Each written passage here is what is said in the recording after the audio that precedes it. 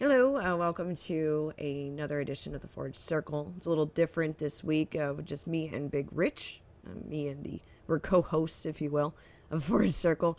But this is for the week of February 24th, even though this will be released on the 26th on YouTube. This is the news review for the last week of stuff that's gone on. The biggest story, obviously, that we've been following has been the coronavirus. Woo! Yay! Good times. I mean, there's a lot of little things going on, but the biggest story has been this for us. Just the coverage of it. I don't know. How have you been doing, Rich? How is everything on your side of the woods? Today I'm worn out. I'm so glad I'm getting off of work earlier tomorrow morning because, well, I know it's Wednesday your time, but I'm getting off at 5 in the morning Wednesday. I worn out, so my Ariana had her first varsity softball game today, all the way out in Coolidge. So what I did, because even from where I live in Tempe, Coolidge is still like an hour away. Right. So I just picked up Tatiana and Nina's two girls, picked them all up early from school so we could get a head start and beat traffic. But by the time it was all done, like the game ended at 5:45, I had to go drop them off, and they live off of Williamsfield in the 202.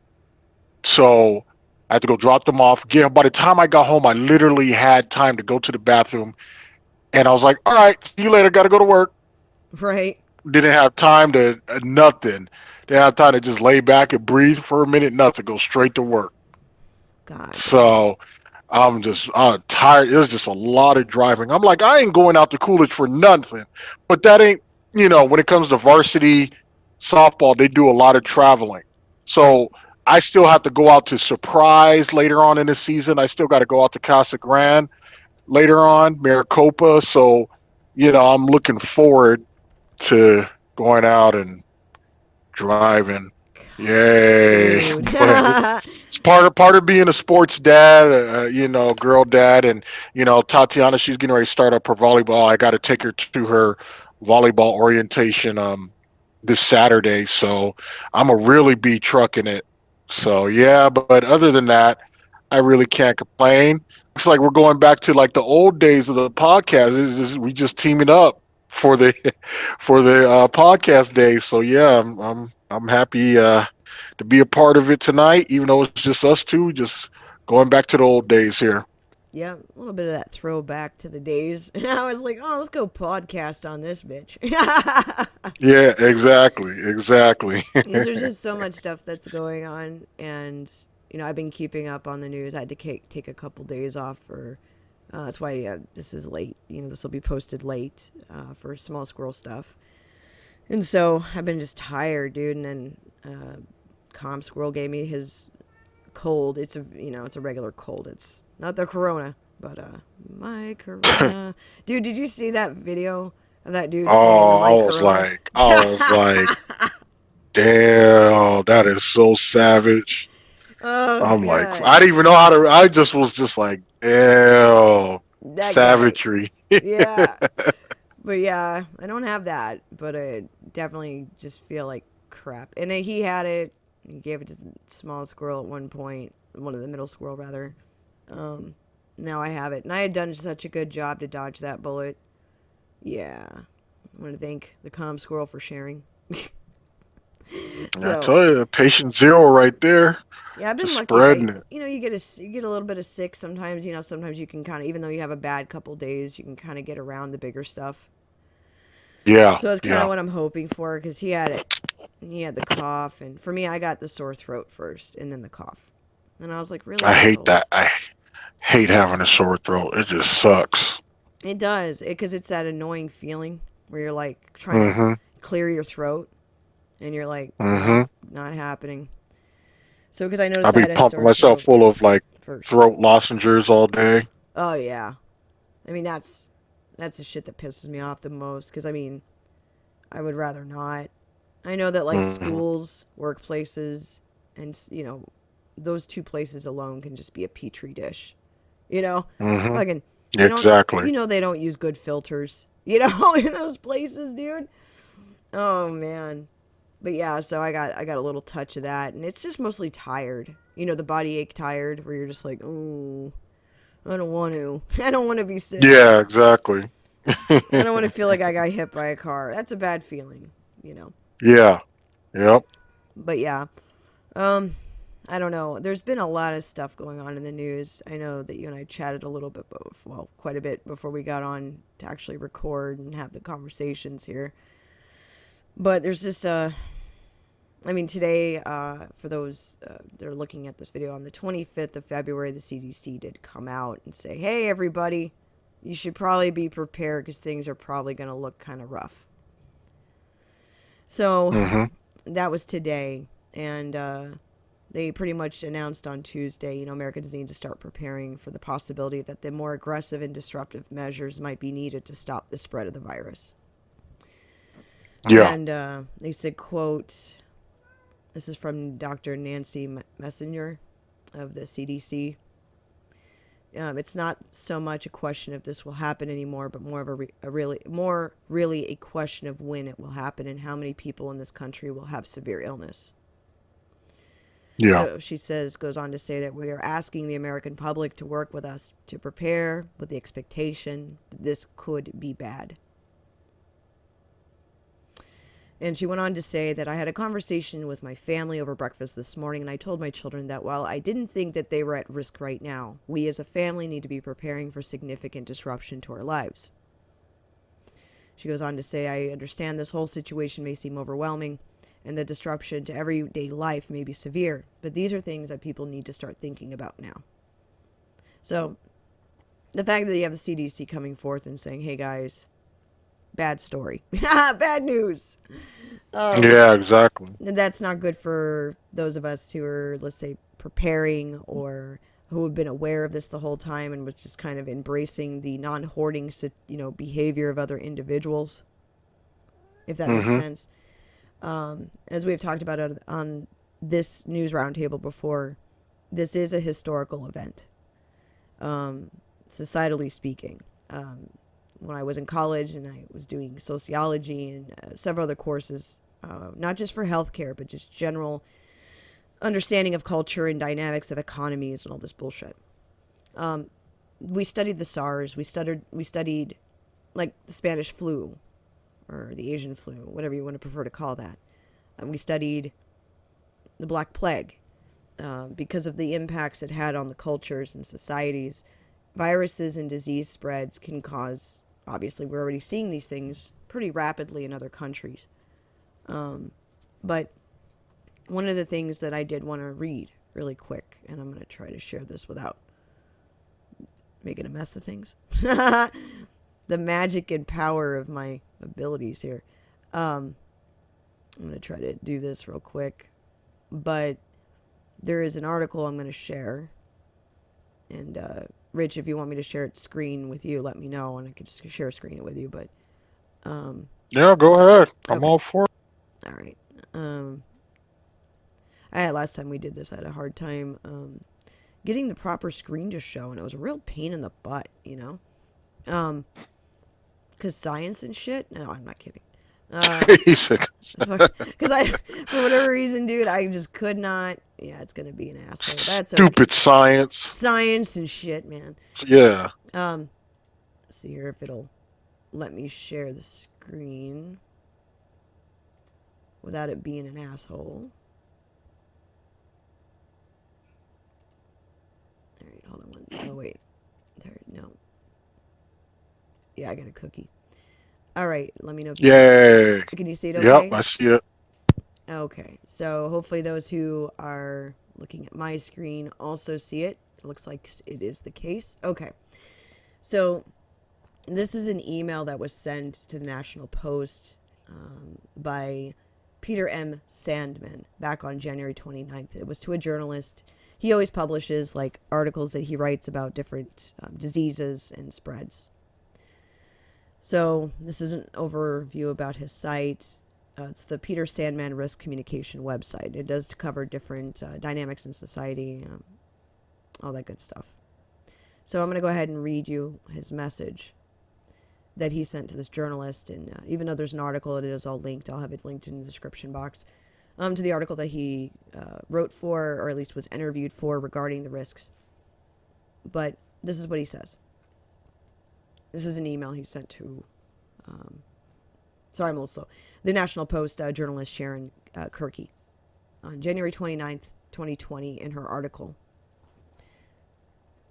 So he says, the most prevalent risk communication complaint at the moment is the tendency of many top officials in the U.S., Canada, and Europe to overemphasize the fact that the risk of the novel Wuhan coronavirus here and now is tiny, as if that meant that people should or could wait to worry until the risk here and now got bigger.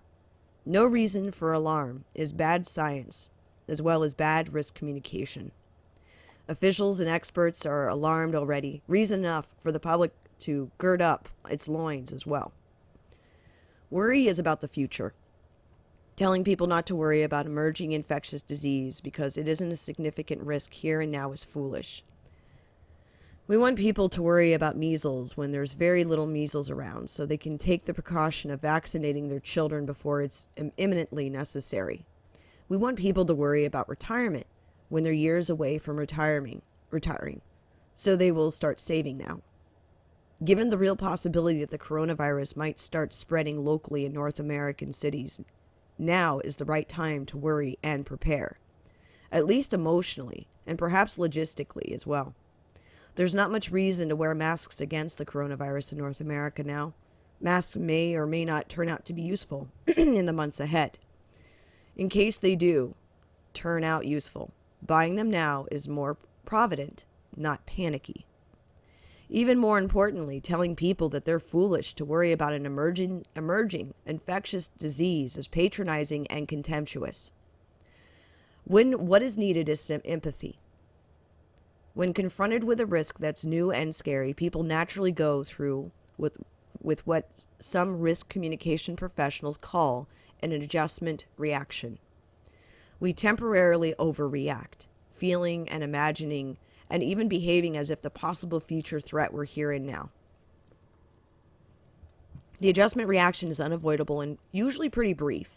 It is also useful, an emotional rehearsal. It helps us prepare for the new normal that may be coming.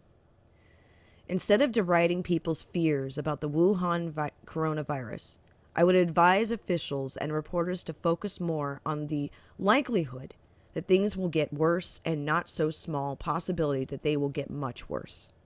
I think there is little need to eliminate public overreaction now. The bigger need is to reduce public overreaction later, to predictable bad news that will take people by surprise insofar that they weren't sufficiently forewarned and didn't get enough chance to rehearse emotionally. My wife and colleague, Jody Lanyard, MD, says to tell you the adjustment reactions are, quote, like tabletop exercises for regular people, unquote. Officials should help the public rehearse better, not tell people not to rehearse. I'm particularly put off when officials deride the public for worrying about the Wuhan coronavirus than the influenza. They say that people are fools if they're freaking out about the coronavirus for not getting a flu shot. But that doesn't stop them from freaking out about the coronavirus, and it doesn't make them want to get the flu shot. I'd much rather see officials warn that one flu is bad enough. A second flu would be awful. One of our fears is that this new coronavirus could possibly become as widespread and dangerous as the flu, and at least at first with no vaccine to help eliminate the threat. A great Canadian example is from Melissa Greer in January 26 STAT article that was written by Helen Bransworth. Quote, the more we learn about it, the greater the possibility is that the transmission will not be able to be controlled with public health reassurances, said Dr. Alison McGreer, a Toronto-based infectious disease specialist who contracted SARS in 2003 and also who helped Saudi Arabia control several hospital-bound outbreaks of MERS. She goes on to say, if that's the case, she said, we're living with a new human virus, and we're going to find out if it will spread around the globe. McGreer cautioned that because the true severity of the outbreak isn't known, it's impossible to predict what the impact of that spread could be. or would be, though she noted it would likely pose significant challenges to healthcare facilities. Now, a bad example is this article with Patty Hadju in the January 26th Star article by Sandro Contenta? Sure, whatever. Hadju stressed that the risk is extremely low for Canadians, noting the virus spread is only close contact. There is no need for Canadians to be alarmed, she said, adding health authorities have learned much since SARS killed 44 people in Toronto. You can probably find a better Canadian examples maybe in the National Post, but one of my favorite examples comes from 2009-2010 swine flu pandemic. Swine flu turned out pretty mild, but when it first emerged in April of 2009, it was scary, as Wuhan coronavirus is now. Acting Director Richard Besser of the U.S. Center for Disease Control and Prevention responded superbly in a press briefing, and this is what follows. First, I want to recognize that people are concerned about the situation. We hear from the public and from others about their concerns, and we are worried as well. Our concern has grown since yesterday in light of what we've learned since then. I want to acknowledge the importance of uncertainty. At the early stages of an outbreak, there's much uncertainty and probably more than everyone would like. Our guidelines and advice are likely to be intermittent and fluid, subject to change as we learn more. We do not know whether the swine flu virus or some other influenza virus will lead to the next pandemic. However, scientists around the world continue to monitor the virus and take its threat seriously. And so that's the end of this article. I thought it was just well written. And a very nice explanation for those of an adjustment reaction.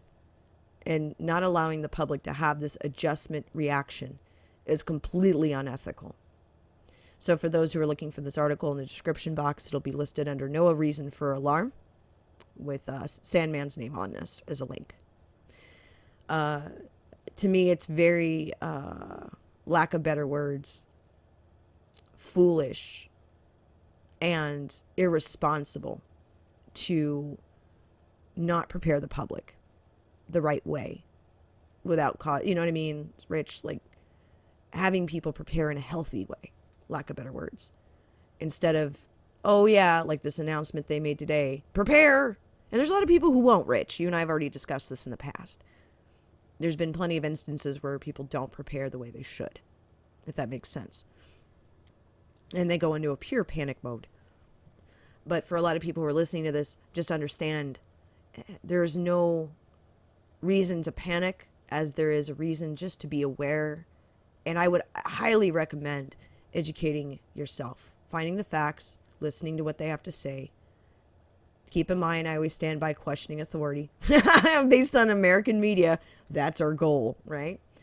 But this was written by, that article we just read was from January 29th. And here we are, we're on February 26th, going into early morning 26th. You guys will be looking at this on the 26th. Well, we all get a cookie. Thanks for hanging out. But there's just no adjustment reaction. So we're going to see panic buying. We're going to see hoarding. We're going to see gouging. The gouging of prices has been going online for a while. But this is a pandemic. Hello, Rich. But yeah, this is a pandemic. Oh, you got a little feedback there. Yeah. Yeah, hold on. I'm so sorry. No, it's all Can good. you hear me? Yes, I can hear you now. Okay, I don't. Oh, I think you unplugged yourself again, sir. I was wondering why you were quiet. Yeah, this is being stupid right now. Give me 1 second. No worries. Rich, I just want to make sure you can hear me in the mic. Let me know. In the mic. oh, wait. Oh. Sound. Go ahead and talk. You hear now? Oh, you're echoing and choppy. Dang it. It's all good. Rich has notorious issues with the mic. Yeah, Oh, no. Let's see. I'm sorry. No, don't worry about it. Give me 1 second. No worries. I'm going to go ahead and read Stupid a couple headset. things. Now, one of the things I did want to share that I'm gonna, hopefully it'll come up here in a second. I apologize. Hopefully everyone can see this. I'm not gonna have the same screen with you for a second, Rich, while you're getting prepped. But for those who are seeing this on your screen, this is off of YouTube, and it's just showing you the outbreak severity of coronavirus since the outbreak. It's a really great visual instruction, taking you down the road of seeing the influence what SARS had. And the corona is this light blue that's aqua blue. The top is SARS. And as it goes up, it's hitting all the numbers now. Now, keep in mind, these are just reported numbers, and these are based on China numbers alone. So we really, for a long time, it has just been China feeling this impact. But we believe, based on everything that's been released about China and their communication skills, everyone gets a cookie, that there's numbers that have not been properly provided. Let's say that. And we are talking about a Chinese communist government. They're very secretive, and it's kind of like what Iran's trying to do, but it's not working out for them because they're not handling this appropriately. That's a whole nother story. But this is just to give you a nice visual of to get a greater idea of impact. And I think it is irresponsible to be telling people, like they were in early January, that this virus was no worse than the flu. And making fun of people for being, quote, alarmists. I find that exceptionally irresponsible. I mean, I lack the words for how angry it's made me. Let's say that. And there's been a lot. Can you hear me now? Yes, I do. I can hear you now. Oh, good. Finally. Jeez. I'm sorry about that. I don't know what the heck was going on. No worries. I figured, well, it'll pop right back in. I don't know. We've had this happen No, before. because like when you were talking, there was something I was trying to say, and I'm like, is she purposely ignoring me? And I'm like, wait a minute. Oh, she can't hear me. You're like, damn, Squirrel's a moody bitch tonight. No, because when you were talking about how people aren't, there's a lot of people that aren't really prepping. Yes. And I was just like, and a lot of it has to do with them being kind of conditioned to where they're not going to make any moves unless the news tells them to. Yes. So they'll be like, oh, nobody's doing it. And then as soon as the news come out, oh, we got to prep. But by then, it's already chaos and panic instead of being preemptive and making that move ahead of time. Mm-hmm. Yeah. And there's been a lot of things I've mentioned before, irresponsibility of the mainstream media of downplaying anybody prepping or doing any of these things. Now, I will be forthcoming and say that we've been, our family prepped a lot for winters when we lived, and also for hurricane season, to be honest, because I went through, I've mentioned it before, but I've said it so much I'm sick of hearing myself say it, but the first time I ever went under martial law was because of Hurricane Andrew. And it changed we had no preps. Our family, we lived in a major city. We lived in Miami. We had gone through the eye wall. We didn't have electricity for 2 to 4 months. I remember it being a long frickin' time. And we had to sneak out past curfew to get ice and water because good luck to you, There was a lot of crazy shit that went on down there. And we had an empty pantry. And guess what? We only saw the U.S. military that were giving, aid once. Out of all the 4 months there of dealing with looters, and yes, having a gun in that situation, you're goddamn right, it was a beautiful thing. Our family, my mom was she had been a rookie police officer. We had, around that time she had left the force but had to return because she couldn't go back she was a hairstylist by trade but couldn't go back to work because her salon was gone, so she was a police officer during that time, and so she saw a lot of shit, and she's like, we have to get out of Miami. I was like, okay. I wasn't happy about moving, but I digress. Though we had no preps, we were under martial law, we were I went because I was being babysat, because my mom was working these late night shifts and all this crap. I was being babysat by family friends, so I went with them because we had to get ice. We had to get Yeah. ice. We had to go through checkpoints. We had to go through neighborhoods to avoid the checkpoints in some other areas. We had to be careful where we were driving. You're goddamn right. Everybody had a gun in that car, except for me, of course, because I was really young. But after having that experience, I realized our media lied like a motherfucker. And it's a lot to do with politics and the economy and how it works. And that was a big eye-opening thing that I didn't fully appreciate until I got a lot older and I understood things better. Because at the time I knew it was wrong, but I didn't know why. You know. But the way the media has been reporting on this shit with the corona thing, it's starting to build fear in people. I have had, and I'm being completely honest without naming people, and I'm glad people are sending me DMs. I'm glad that people are talking to me about it because they know they can. They're not going to sound like a nut job. Don't feel like a nut job. You can DM Rich too, man. He's on Twitter. Just, No, don't DM me. I'll ignore you. No, I'm just don't send any hot pics. No, No hot we pics. all, yeah, no, we all definitely, as far as demon, I'm all about talking about that stuff. I'm probably one of the most open-minded people when it comes to a lot of this stuff.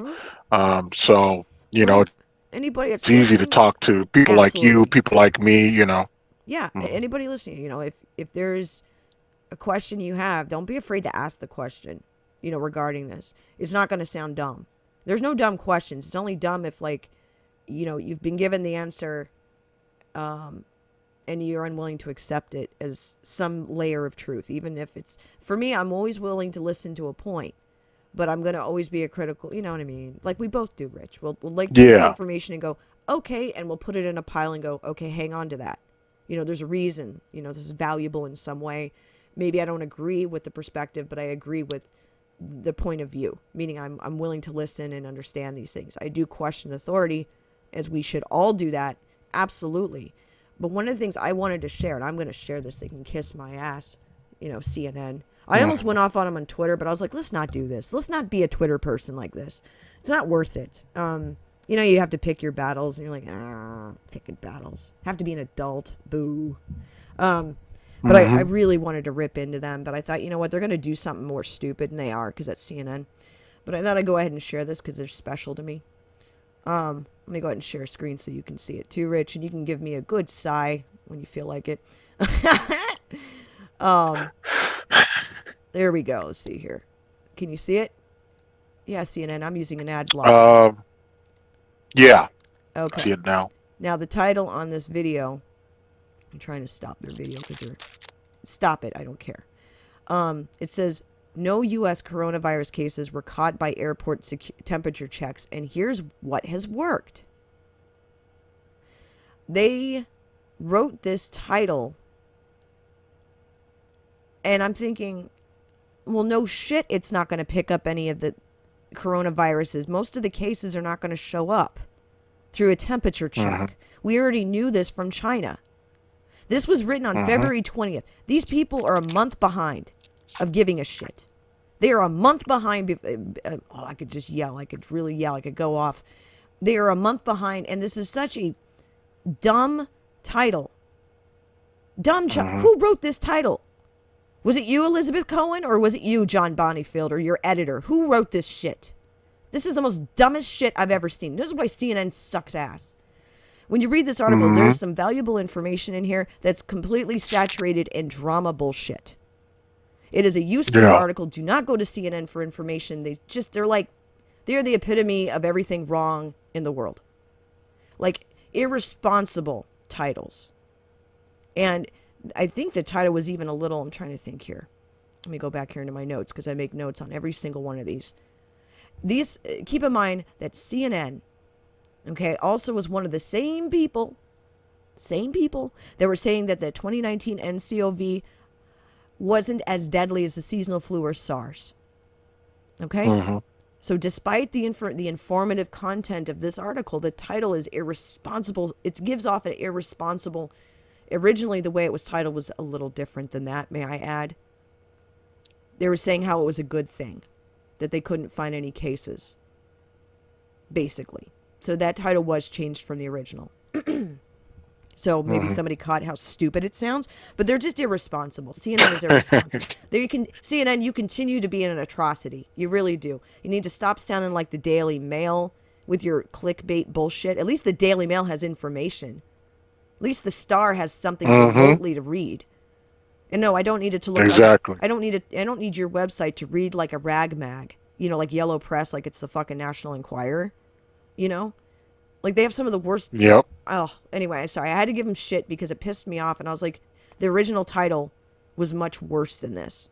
The way that they actually changed the title just a bit, not a whole lot, just a tweak. Because the original one, the way it was Yeah. written was like, why? See, everything's fine. It was talking about, well, no. I think the original title was like, no temperatures were found through temperature checks at airports, and why is this a great thing? They changed that secondary line. So even though I don't Mm-hmm. see an edit on there, they didn't have to do that for the title. They didn't have to put like an edit title. Apparently editors don't have to put editor notes. They can just change the title however they wish. You still wrote a shitty title, you stupid CNN editor. I hope you get paid more. God. But it was a very misleading title. Pissed me off. I was like, who Mm. did this? Whose son whose balls did not drop wrote this shit? Okay? Or daughter. I don't give a shit. Fuck them. Like, learn how to write your... They just keep misleading people. Anyway, that's Yeah. why it just makes me mad, because this is why we're heading into a situation that we're heading into now.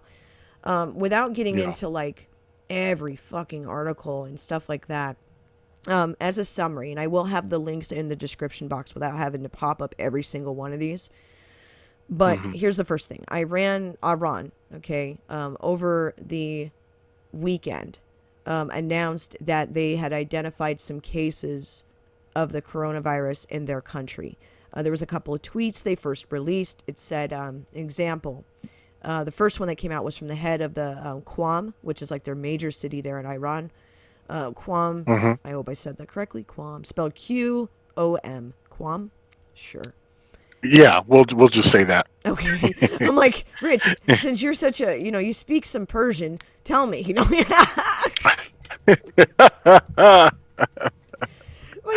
Oh. like a medical dictionary of shenanigans. So the head of the Qom University of Medical Services in Iran said on Wednesday that 2 people, and this was Wednesday last week, in Qom, Mm-hmm. and Iran, whose test result indicated they were infected with the coronavirus, have died. So they had 2 people in the same day. Those people died. Magic.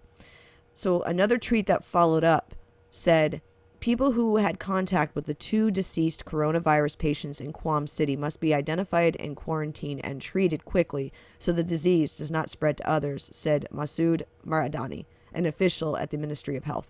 Now, reoccurring theme for everybody here, right now currently there is a nice revolt that's going on within the people of Iran against these idiots in their government because they've been lying.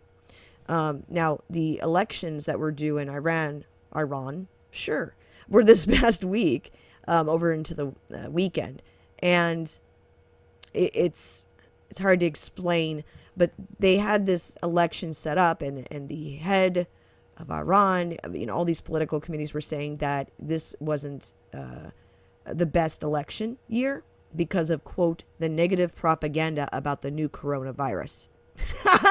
Hold on, I'm going to do a screen share. I have to share this because it's pretty bad. And the reason why I'm bringing up Iran so early is because there's just so much stuff going on. But I'm going to try to summarize this, guys, and make it a little bit... I use humor to diffuse how serious this is because it is so bad. So if I'm laughing, it's not because I am taking fun or taking any comfort or humor at anyone's expense. Also understand if we're laughing about these things, it's because it's a way of distressing and handling this information. We understand that there are real families and individuals who have been affected by this disease, and our thoughts and prayers, which I wish that prayers were a cure, could be sent to every one of these families and bring back those who have already died. Numbers are numbers, but people are people, and that is one thing we always have to remember, well beyond just logistics and the who's bullshit, which we're going to get into the who, you guys. Oh my God, you're going to love it, Rich. You're going to enjoy it immensely. Hold on. Let me get to this fun stuff, though. I hope you can see the article okay on your end. Yep. I can see it good. Yep. Okay. So this is the news from their election, and this is on February 23rd, this article. It says, this is from Al Jazeera, and yes, I am well aware it's a propaganda machine, just like CNN and MSNBC, but I digress. It's not press TV, right? Okay. So we have Iran announces lowest voter turnout since 1979. Iran's supreme leader blames 42% turnout on negative propaganda about the coronavirus. Oh my. So the Iran's interior minister announced that the voter turnout in the recent parliamentary, sure, that sounds good, elections were about 42. I say a word and it doesn't sound right, but it is right. But it's, in my head, it sounds like I said something else. Oh, well. So the interior minister did go on to say, though, that they only had a 42% turnout rate. This is the lowest they've had since the 1979 revolution. It was the first time turnout dipped below 50% mark since that revolution, as the country's top leader said its enemies played up the threat of the new coronavirus to dissuade people from voting. The turnout across the country was 42.57%. The interior minister, and I apologize, I'll call him Fazil because that's his last name. Interior Minister Fazil, which is, I have it here highlighted on the screen for everybody looking, told a televised news conference on Sunday, quote, in the capital of Tehran, it was around 25%. Across Iran, 24 million people voted. Fazil said the election took place under less than ideal circumstances, but nevertheless, we believe that the number of votes and the turnout is absolutely acceptable. In the 2016 polls, the turnout was 62%, while 4 years earlier, it was 66%. So the 2020 figure will be a disappointment for the country's political leadership, which had called for a turnout of at least 55 to 60% in the turn up to the elections. So this was pretty bad. So we'll scroll down here to Alatoa, which is the supreme leader. I like that title, Rich. Would you like to have that title too? I was wondering. I call Perk Supreme Leader of Anime. Would you like to be the Supreme Leader of something? Yeah, the supreme leader or connoisseur of cakes. No, I'm just playing. Oh shit! Are they fresh though? You're like, I don't like the store bought. I like mine fresh, made at home. Yeah. Cake is code. Oh man. So that'd be a good title. You're gonna be Rich, the supreme connoisseur of cake. I think that's. I'm gonna use that in the future. Yeah. Okay. Yeah. Mine would probably be just like supreme leader, mad squirrel. I don't know. I was gonna say bring snacks, but that's about it. Like I don't have anything else, dude. I'm like bring me smokes, snacks, and tea. You know what I mean? Like there you go. You can pay homage to us in those ways. And people would bring their cake to you as a homage. Yeah. Yeah. Except for coconut cake. Oh, you don't like coconut cake? Nah, How dare you? Do it. Can't do it. And I know I love like. I like Hawaii has such a nice selection of cakes. How dare you? When I tell you I can't live in certain areas, there's a reason why I can't, because I know I just go overboard. So I can't live anywhere in the South or the East Coast. Nope, I got to stay away from those areas. You're like, this entire part of the country is a no. That keeps you off both. To be honest with you, it keeps you off the coast. Yeah. Well, that too. Yeah. I mean, that too. Because you got cake there. I'm not even... I got my little demo of Atlanta. I'm like, nope, can't live here. Oh man, Atlanta. I love Atlanta. Even I can't even go back. Like North Carolina, I can't even. Oh, I know. Oh yeah. Charlotte, yeah. No, Atlanta can't. Though. Atlanta, Holy hot damn, dude. I was like, yeah. No. We're speaking in code. People are gonna be like, "What the hell?" Cannot. No. So we have supreme leader connoisseur of cakes, Rich. Magnificent. Yeah.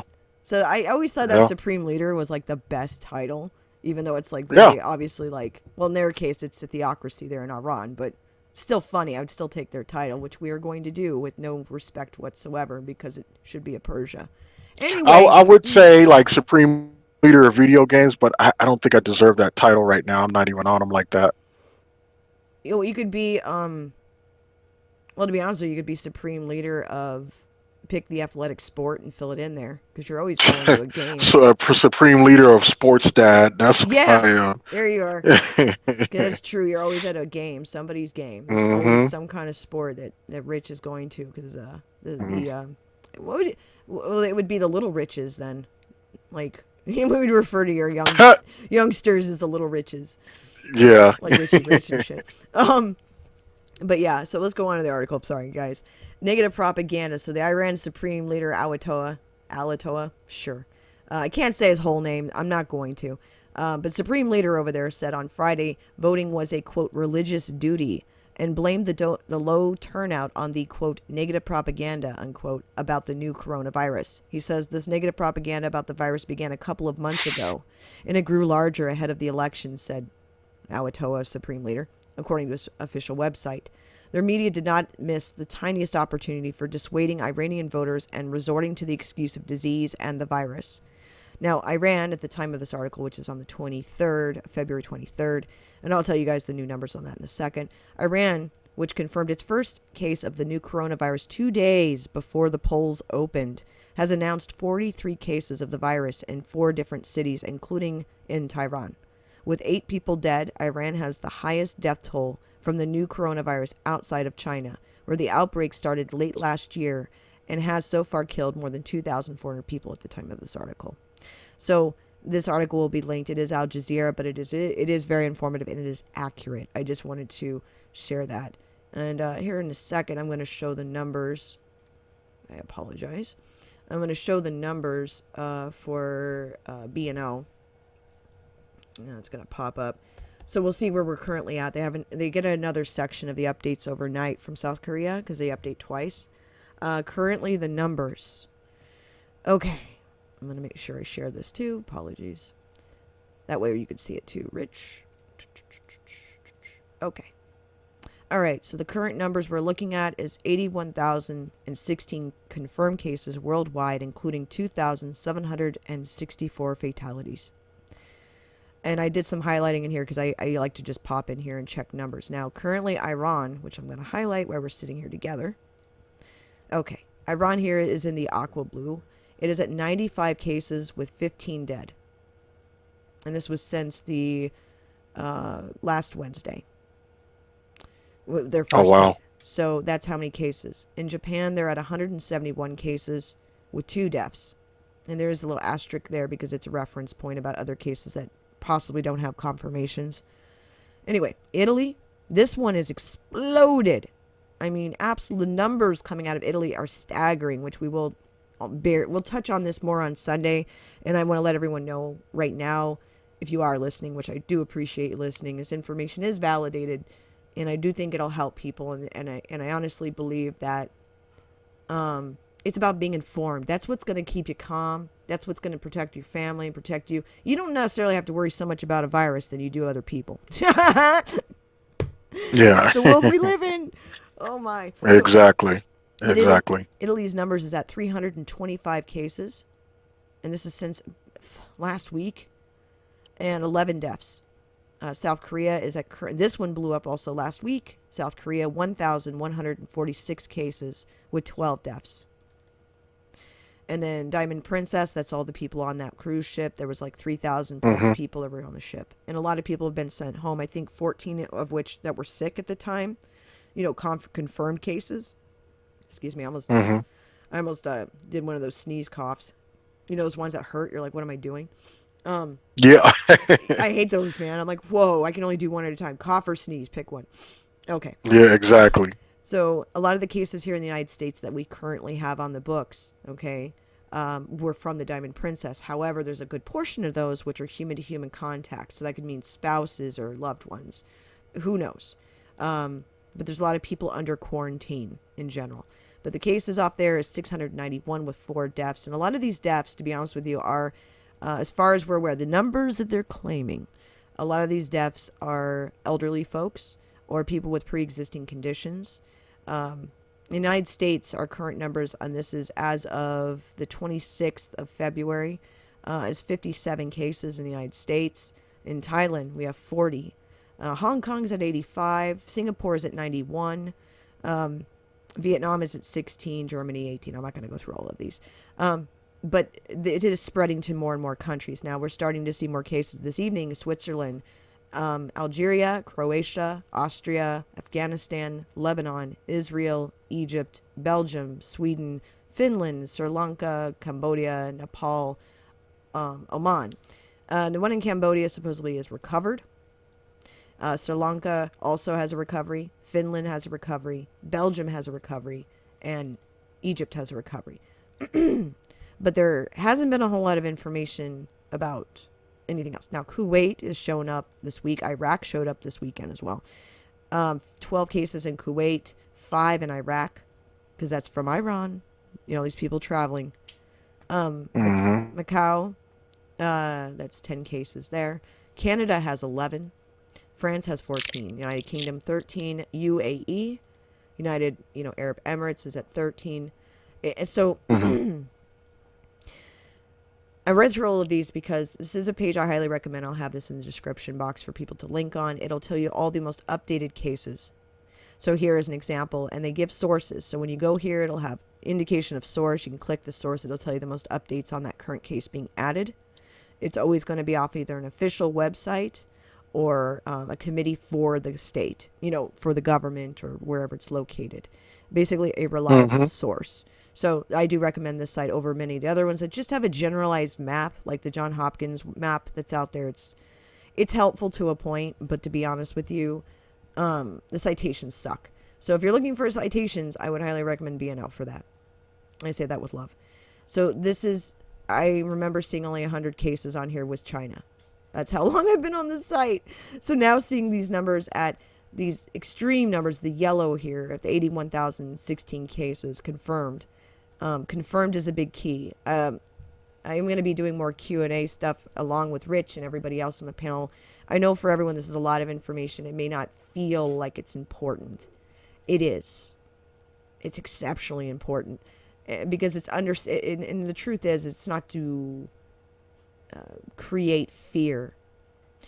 It's more or less to keep you in check so you're not living in fear and you're not listening to whatever the media is telling you and saying this is fine and now you're under house arrest. You know what I mean? You're in quarantine. Exactly.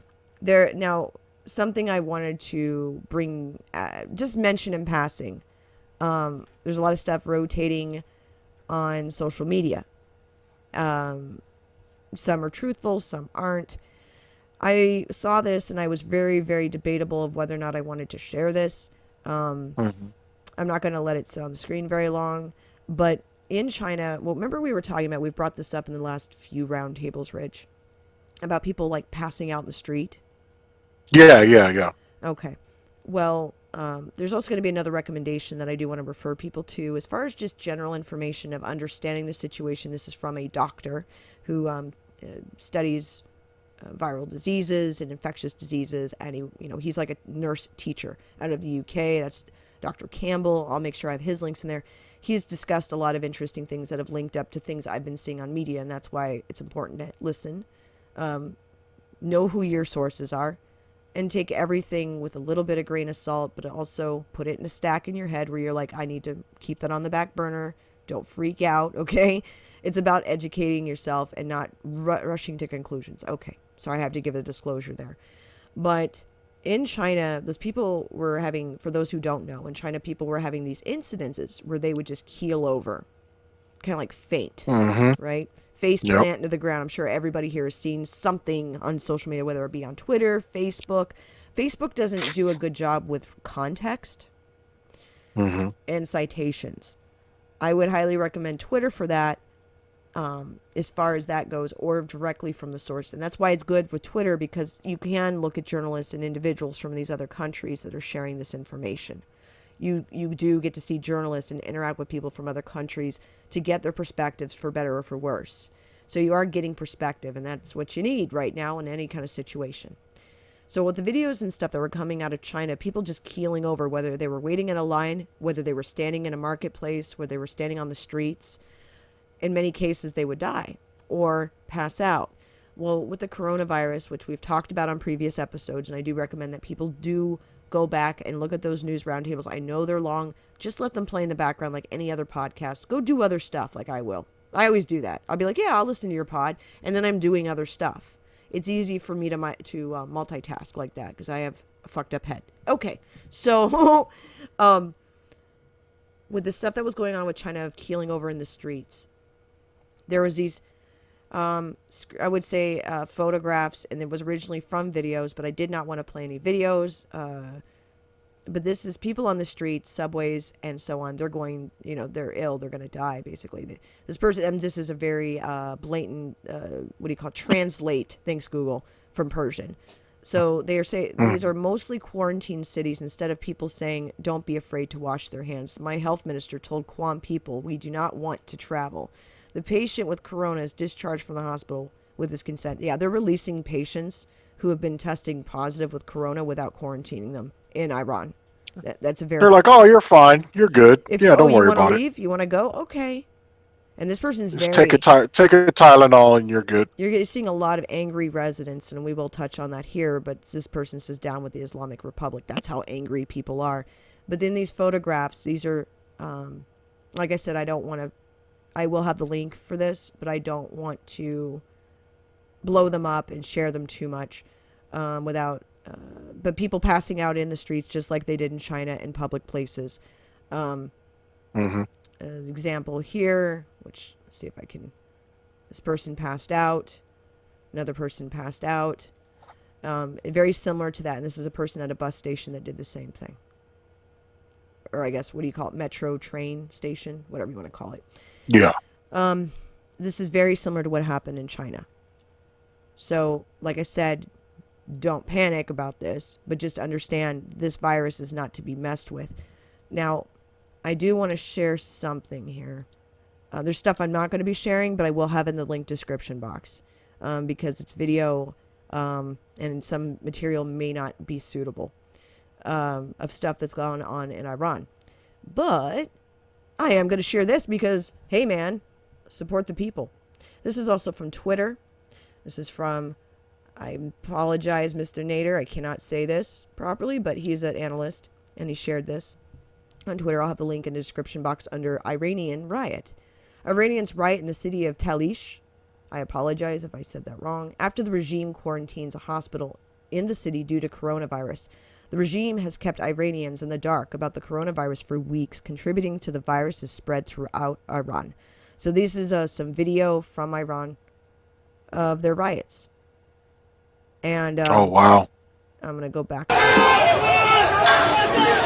Sorry, I don't want to play that audio on that. But yeah, they're a bit upset, and I don't blame them. I don't blame being. If I was lied to, I'd be pissed too. So they were using tear gas and all this shit. That's what it looks like. I don't see fires, but hey, there were fires somewhere else. But this is in Iran. So there's a lot of stuff going on in Iran that the people were lied to, I think, particularly because they wanted them to turn out for the election. And they were trying to use it as propaganda by saying, oh, well, outsiders just don't want us to have our theocracy. One of the things that I wanted to mention as a side note, because I thought that was very interesting, is the people are not only angry at their government, but they're also angry at Iran's Mahan Airlines. I'm going to go ahead and translate this. We're going to ignore that video for this moment because I'm busy. It says the article is discussed. It's obviously this particular article is translated, so it's a little off. But the point of the article's gist is this. Originally, they said that they closed all of their flights out of Iran to China like around the 1st of February. Okay, that's what they told the public. But the truth is that they were still flying people in around the 6th of February on a commercial airlines, not freighters. So, Wow. yeah. So people were absolutely pissed about that. And it's like they just, the first death was announced on February 21st. So they were still flying. The government knew. So the Tehran officials also honored for the responsible performance of their airline, because it's all controlled by the government, which people have to understand, which was scheduled to stop flights on China, in China around the 1st of February. It says the 7th here, but it flew all the way because of the translation. They flew continuously to the 7th. So they were still bringing in flights. Okay. So they were lying to people about the actual dates of when they were flying in and out to China, bringing actual people from China. So they're pissed about that, and there's still a lot of misinformation. You know, they're trying to say that's not true. It is totally true. Based on the anger and the level of people coming out, even within their own administrations, of people being quite angry.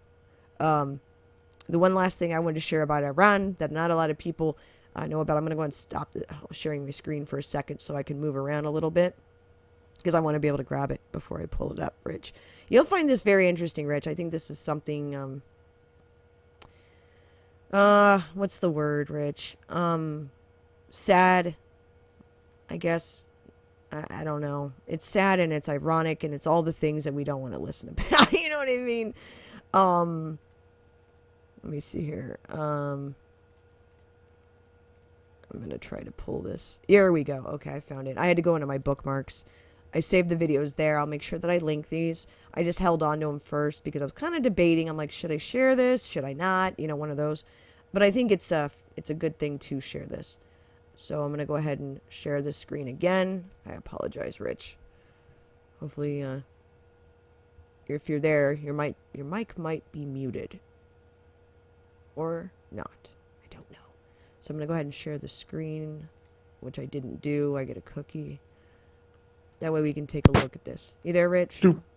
Yeah, I heard the cursing. My mic's being dumb again. It's all good. You were really quiet, and I was like, oh, I'm going to keep talking a little. Maybe he'll pop up, because I didn't know if maybe you got a call or something, so that's why I don't immediately jump on it if you're quiet. So, yeah, it's muted again, I think. Hold on. We're going to hear explosions soon, everybody. For those at home. I'm a punch the monitor in a minute. Thing is acting up. For those at home, you're about to hear some violence. No kidding. Can you hear me now? Yes, sir. I can hear you just fine. Jeez. Oh, my.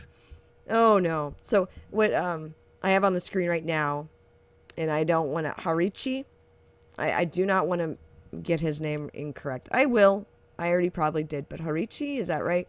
Iran's deputy health... Sounds like it. Okay. Iran's deputy health minister went on TV yesterday. He's on the left here in this video, and I'm going to try to not play audio. But he went on TV yesterday to insist that the Iranian government was getting the coronavirus outbreak under control. Today, which was the 25th for us here in the United States, today it was announced that Harichi himself has the virus. So this is him live on TV talking, you know, he was there at I'm muting you, dude. Muting you. He's on the left side.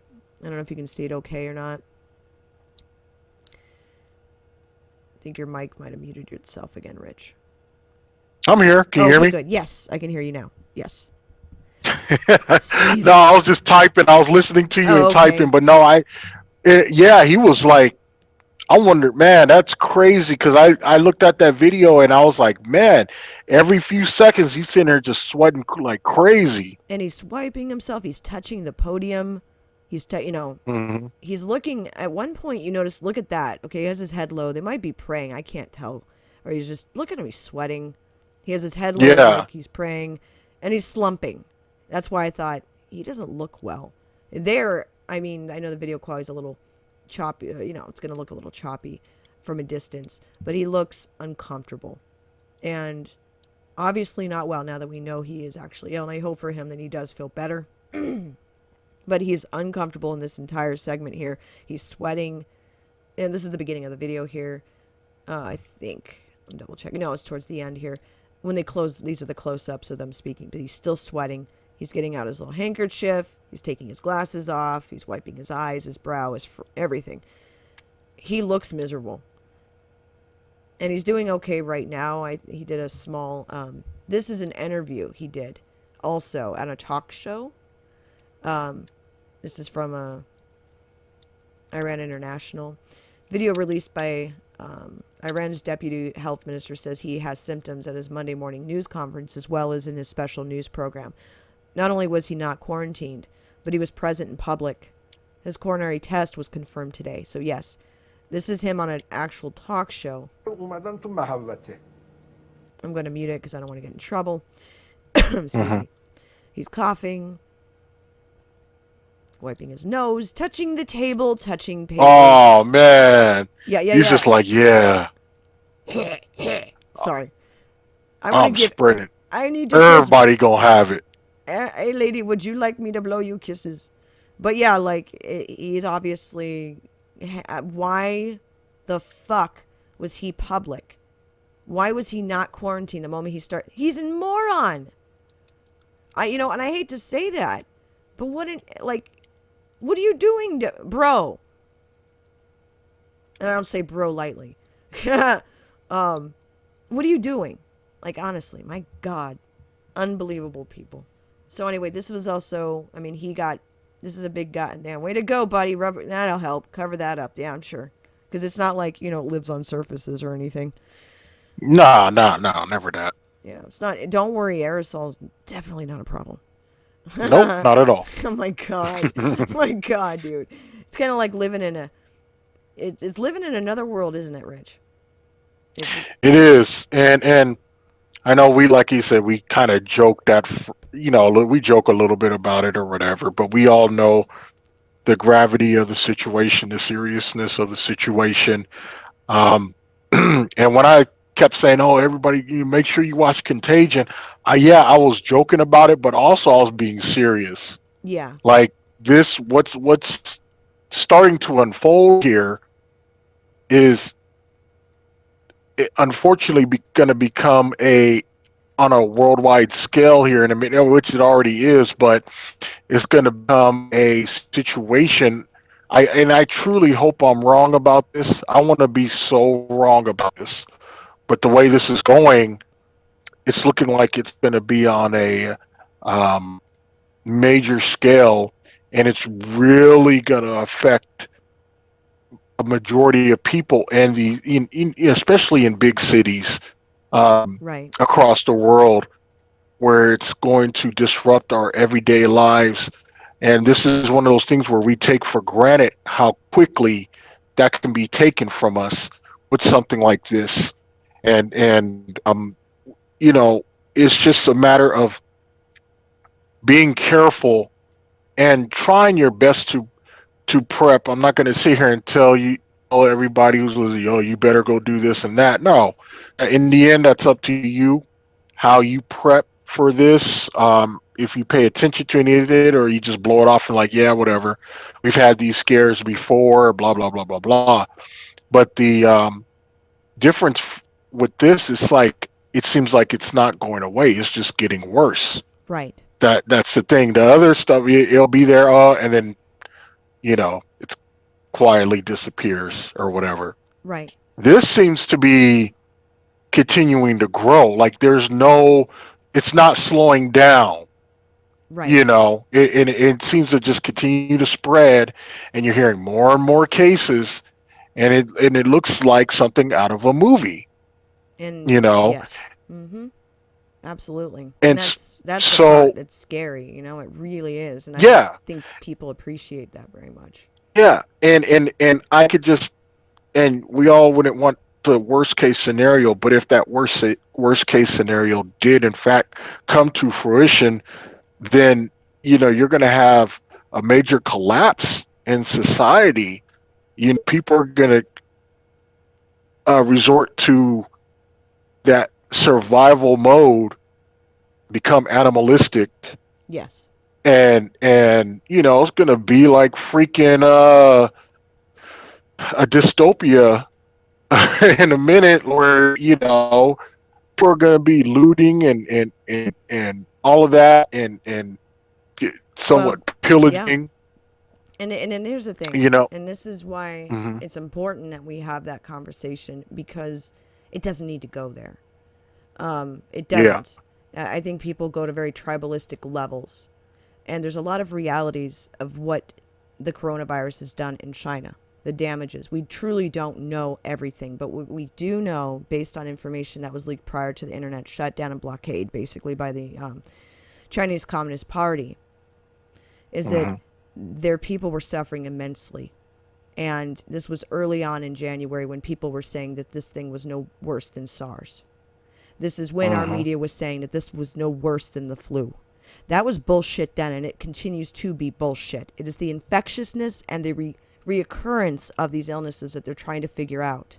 Also, the fact that these people are spreading it and it has no symptoms. That's important for people to understand. You can have this virus and not know it, but they don't want to scare people. Exactly. Well, guess what? People need to grow up. They need to understand how this works. The only way that they're going to progress is to understand things and to handle things as maturely as possible. It's so easy to jump into cancel culture and fear mongering than it is to sit back and go, you know what? I don't want to focus my time on this because it's not going to do me any good. It's not going to save my life. It's going to endanger the lives of others or my loved ones. And I know there's a lot of people that may not have kids, and that's fine. But you have family. Most people do, meaning they have parents somewhere, grandparents, cousins, aunts, siblings, whatever. This will affect daily lives. This is going to affect the economy. It's going to affect the livelihood of your daily tasks. And, you know, Rich, myself, and I know quite a few, more than a dozen people over the years that I've known to this day, that we all talk and speak and kind of let each other know heads up about areas if we're trying to locate information, or if we're just trying to gather clarity on something. We can go to each other and say, dude, did you hear about this? And do you know anything about that? And with the coronavirus issue, I think the biggest red flag that this is a big problem outside of the whole thing of the whole Diamond Princess cruise ship in Japan, you know, the one that infected everybody that we talked about briefly earlier. The other big thing was the when it went into Europe. So the first European coronavirus deaths in Italy, they were sending towns into lockdown. And there's this, I'm sharing on the screen right now just the article title and stuff like that. But this changed the game for Italy because Milan went under a quarantine as well, meaning kids were sent home from school, universities, things like that. But reading the article here, it says 10 Italian towns, and this is as of February 22nd, or excuse me, not 22nd. Oh no, that was right. Yeah, I get a cookie. So February 22nd is when this started. So 10 Italian towns remain in lockdown, and residents warned to keep out of an emergency room on Saturday as a second death from the coronavirus sparked fears throughout the region. Now, the victim was a female resident in Milan's Lombardy region, ANSA said. Her reported death comes hours after a 77-year-old man died overnight near Padua. Padua? Sure. In the nearby Veneto region. He was the first local person in Europe to die from the virus.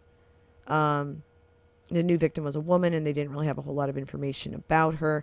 There's been more and more information that's come out since then. But anyway, it goes on to say the man that was sick had been admitted to the hospital 10 days earlier for an unrelated issue. So I know with the woman's situation as well as the man's, not only were they both older people, but they had pre-existing conditions. For him, it was, they didn't get into too much of his. With hers, she had cancer, from what I understand, and well, she did acquire this while in the hospital. So she had already been in the hospital, at one hospital, getting treatment, and it's a long story. But since then, there have obviously been more and more cases of this. And what has come out of this, it says the health ministry issues a quarantine order. Italian Prime Minister Giuseppe Conte, declared everything is We'll go with that. Yeah, I'm just like, sorry, Giuseppe, I apologize. He declared that everything is under control and stressed that the government was maintaining an extremely high level of precaution. Streets in the 10 Italian towns were deserted with only a few people seen abroad, and signs showing public spaces were closed. There's a lot of this going on, and they're still putting the lockdown. There was two different cases that have popped up over the last 24 to 48 hours that I thought were very interesting, mostly tracking individuals. There was one case, I would say yesterday, the day before. Things are blending together, so I don't want to pull all these up. Like I said, I want to waste everyone's time with that. But there was an individual, he was in his late 30s, and he was part of the bigger, confirmed cases. 38 years old. He had had dinner with a friend of his that came from China to visit about a week ago, and that's where they believed it might have come from. He's like a patient zero for this.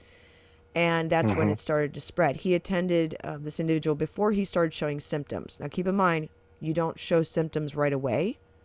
So if you start showing symptoms, that means you've been incubating a bit. The incubation period varies. So in the beginning, they were saying a week. Then it turned to 14 days. Now it's 24, and they believe it can even go longer than 24 days, like a month, if not more. So they don't Wow. know. It depends on the person. I imagine it depends on pre-existing conditions. A lot of the information that's come out, it does mess, this coronavirus does mess a lot with your heart. It messes, like a lot of people have died from myocardiac type of heart attacks, from this, because they have pre-existing conditions that relate to it. So like, let's say you have hypertension or heart disease, asthma, things like that, respiratory type illnesses too, are an attractant, which these individuals in most cases carry a high structured gene of ACE2. And that's been discussed over and over. I'm sure if anyone here has heard ACE2 in the media, just keep in mind that's where it's coming from. Just regular, most retro, what do you call it, types of viruses like this, like respiratory type of viruses, are attracted to ACE2. That's where it goes. It'll go in your respiratory. It'll go into your maybe your kidneys or your lungs. It just depends. It depends on a lot of stuff. Immune system deficiencies can also be a big trigger. What happens with these individuals, though, is that let's say they have extreme asthma and some other pre-existing conditions. They can be a super spreader. So that means if they have an immune deficiency issue, that virus is going to just, like lack of better words, just incubate like a motherfucker in this person. That person is going, therefore, because of the high potency, this is what I've read based on what the doctors have suggested, because of the high risk to this individual with all these pre-existing conditions, it's a perfect mix of being a super spreader. So they can spread it to 1 to 10 people just by being in contact with them or not contact in the same room. Let's put it that way, the same room. Because if they're coughing, sweating, touching surfaces, touching maybe hands, kissing on the cheek as hello, shaking hands, stuff like that. It's easy to contract this. Now, the thing that Italy and Austria and all these places are dealing with now is these lockdowns of trains and things like this. Milan being one of the largest cities in Italy, it's hitting them pretty hard too. So it's considering all of these factors and not just saying, oh, well, it's not that big of a deal. It is a huge deal because we're looking at population numbers. If they do not, and I'm saying this honestly, if they do not wrangle this in Italy, and let's just say they can't get it under control, the possibilities of it getting out to other countries such as the South Americas could be a big problem, especially with bat populations. We don't want this thing mutating. Okay? Yeah. So, and also we don't want it spreading throughout Europe, even though it is, obviously. Whether we know it right now or not, unfortunately, it's going to have to come down to being well educated and understanding what this disease is capable of instead of waiting for the CDC or the WHO, who can totally kiss my ass, to get off their ass and be more educating towards the people. What people need to understand is that the WHO is going to give a fuck about the economy and about the money before they're going to be like, yeah, sure, guys, we have a pandemic. They backtracked on calling this a pandemic recently. And there's a number of reasons why. And I'm going to try here in a second. I'm going to be pulling up this. I'm trying to go through the information as sufficiently as possible, so I apologize if I seem to be talking quickly. Right now in California, by the way, for those and we're interested about the United States, we are getting there. But the California, on the 21st of February, acknowledged that they have about 7,000 people that are currently in home quarantines under observation for coronavirus. Also, there was an article floating around on media on the 22nd of February talking about Anniston, Alabama, having a FEMA facility that was going to be used for a coronavirus quarantine center. And it got the senator reached out to Donald Trump and insisted that this wasn't the case. He didn't want him doing that. I'm just going to show this here in a second, so I apologize. But I'm going to show it to you here. I'm just trying to moving stuff around. Nope, you're good. Take your time. Let's see here. I'm so organized. It's fantastic. Okay.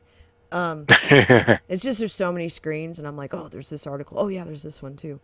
Okay. Yeah. You should be able to see it. Yep, I see it. Okay. It's a tweet from Richard Shelby, a senator of Alabama. He says, I just got off the phone with the president. He told me that his administration will not be sending any victims of the coronavirus from the Diamond Princess cruise ship to Anniston, Alabama. Thank you, at POTUS, for working with us to ensure the safety of all Americans. So, as much as I understand you, quote, wanting to protect your people, and I understand that there's been major issues with this, I think this is very... I don't know. I'm so mixed about this blockade. I think that there needs to be a place set up for these individuals, especially when it's a highly infectious disease that we don't have a cure for. You know, and maybe, Yeah. and to be honest with you, I wonder if the senator's just worried about his voters, half of his voters dying off. But that's just me saying it out loud. Nothing more. You know, you already know. I'm just saying stuff, and I understand not wanting to have I wouldn't want now there is an incident that I do want to share, because the CDC on Friday came out and said, oh well, we only have 15 cases in the United States, and blah blah blah, that kind of shit, right? And they reassured the public, we don't have any more cases than that, and so on and so forth. A bunch of CDC ass kissing. And, okay, I know you don't want to start a panic, and I know you're handling this most as professional as possible, and good for you, I guess. The article I'm about to show is Costa Mesa, California. And they blocked... I'm going to try to mute this, so I apologize there. This is from CBS Los Angeles. It says, Costa Mesa officials address growing concerns over possible transfer of up to 50 coronavirus patients to the city. Now, what happened was the Costa Rica city officials addressed the public Saturday regarding concerns over the possible transfer of confirmed virus patients to their city. At the press conference, officials included the mayor, Katrina Foley, gathered to answer these questions because they had filed an injunction against the CDC and the U.S. Department of Health from transferring over as many as 50 patients who had tested positive for coronavirus from Sacramento to the city's Fairview Developmental Center. Originally, now 50 patients, that was on Friday. Okay. Wow. Now, the same day the CDC said we don't have that many cases. So let's scroll down. It says here, the federal court papers filed Friday state that the federal government planned to transfer the patients from Travis Air Force Base on Saturday or Monday. Thursday night, Costa Mesa city officials began hearing of the plan to move between 30 to 50 patients to the state-owned land. Foley said the city was surprised to learn that Fairview Developmental Center was being considered for a group of patients who had tested positive for the coronavirus, and city leaders filed an injunction to block them from doing so. We have a lot of activity in this area, she said. So it's not the kind of area that is isolated and that would be appropriate for quarantining people who have an infectious disease. A federal judge granted the city of Costa Mesa's temporary restraining order requesting the block of transfer. The largest concern was the lack of information, despite the fact that the patients were expected to arrive in a matter of days, said Costa Mesa Fire Chief Dan Stefano. There has not been an information flow. In a situation like that for us, it creates a great concern. Officials said that the patients are California residents and may be coming from the Diamond Princess cruise ship, which has more than 300 U.S. citizens were removed from on Monday. So city manager Lorraine Farrell Harrison said the city needs to know more about this situation. Now, what's to give a good summary here, this facility that they want to put them in is not this is not a hospital developmental center. It used to be used for individuals that live with disabilities. So it's like a housing complex. It is not a secure quarantine zone. And it's less than 100 meters from homes and suburban homes. Mm-hmm. There is no safeguards. There's just, it's not a good location. I'll be honest with you, Rich. it's almost like they purposely wanted to throw these people there in the middle of this, this city with this Yeah. virus and they think they're going to put armed guards outside. That'll be enough. Or are you just hoping that the virus will kill them off in there? Because if this thing gets into the air, you don't have any of this facility set up to protect these individuals. If they are positive coronavirus patients, at the end of the day, that place would have to be burned to the ground anyway. If you Exactly. don't have the safety measures put into place. So that means like sealed rooms and proper ventilation, suitable water. You're going to be using city fucking water? Are you serious when you know that this virus has the great possibility of getting into sewer systems, water supplies? Exactly. Yep. Yeah, not at all considered or relatable, CDC. Highly unprofessional. Common sense missing. So yes, good for the people, and thank you to the mayor of Costa Mesa for making this clear to the public, for your people of that area, that to protect your citizens. Oh my God. That'd be like them telling you, Rich, hey, you know that old school in your neighborhood? Yeah. Yeah, we're going to put the fucking contagion people there. Don't mind them. And Yeah. not Just have any... ignore it. Yeah, don't worry if Nothing to worry about. I mean, I'm not saying these people should be, what do you call it? Persecuted and thrown into like a gulag.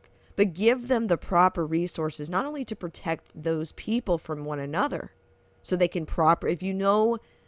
one of the arguments that the Chinese have said is, we believe this person got, reinfected with it, after they've already had it. I would argue, based on all the studies we've talked about before, that it's it goes into remission. That means you're once a carrier, always a carrier, but that doesn't necessarily mean it's a bad thing. We all are carriers of the flu. We're all carriers of, the measles or chickenpox. Okay? It's just in remission. Meaning we carry the antibodies for it now. But in some cases, it can come back, right? Just like cancer, like you had mentioned earlier when we were talking about this. I think, or MRSA, staph infection, that's another one. Yep. So it's just about the logic that they're not using here. So good for the Costa Mesa mayor and the other officials there that are really looking out for their people and trying to protect their best interests. Whether it's for politics or not, I would like to just think that they're good people for that. I'll pretend. Yeah, exactly. I'll pretend they have ethics for the moment. I don't know them personally, but it was an eye-opening thing to see, because I actually have a link to the doc that'll be in the description box. And it does state in there how debilitated this facility is, how old the facility is. It is not a place you're going to move all these people in less than 3 days with no prep. And guess what? The CDC did not speak to the mayor. There was no communication from them about moving these patients. Wow. Yeah, that's why they were pissed off. And they're like, hell no, injunction. All right, not going down over here. Too close. Too close to spreading that type of shit. Because, once again, you're using water... Man, what kind of after... So what this Richard Shelby guy did in Alabama, I understand to a point... To a point, a very mild point. But these individuals have to go somewhere. I mean, we have them here in Texas and San Antonio. I think there's 6 confirmed cases up there. And San Diego has theirs. Every city so far that's, they're taking care of their own on this. But with the more and more cases that they have, yes, there's facilities set up outside of major airports. We discussed last week about the executive order regarding, pandemics. Yeah. We are currently under this, and they have a plan. It's not a pretty plan. And the truth is, if you got sick with the coronavirus tomorrow, yes, they'd want you to be quarantined, but most likely, depending on where your symptoms are, you're looking at having a home quarantine. Yep. And that's for hospital costs and to open up beds for worst cases as a pandemic gets worse. Okay, just like what happened in China and Italy and so on. There's a prioritization going on. So it's not to make people fearful, but to understand. So, I don't know. Richard Shelby, man, he gets a fruit box. A little juice. he gets a juice box. He gets like a little juice box. He gets to go sit in the corner and think about things. He's just upset he doesn't want to lose his voter base or something. I'm going to hell for that, but it's true. Oh Like, man. yeah, go sit in a corner. Think about But what you did. right. I mean, it's not to be mean, but shut up, Richard. Richard Shelby from Alabama. Calm down. I want to thank the president for letting me kiss his ass. I like to get reelected because hashtag Republican. That's what I thought when I saw that. I was like, dude, where are these people supposed to go? You know, Exactly. I understand you want to protect your citizens, and I understand how those citizens feel to an extent, but why weren't they bitching about the FEMA camps before? What do you think was going to go there? Exactly. You just illegals or something? Like, I don't know what the fuck. People are dumb. I don't want to die of the disease, but I really love a good burrito. Racist.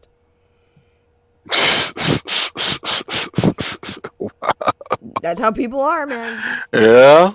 And no offense th- to the people of Anniston, Alabama by any fucking means whatsoever. But you know how mhm, this looks, right? Well, I don't want it to affect exactly. me. Don't worry. It'll affect all of us. We're all in Hmm. this together, baby. Yeah. It's a this whole thing is getting worrisome.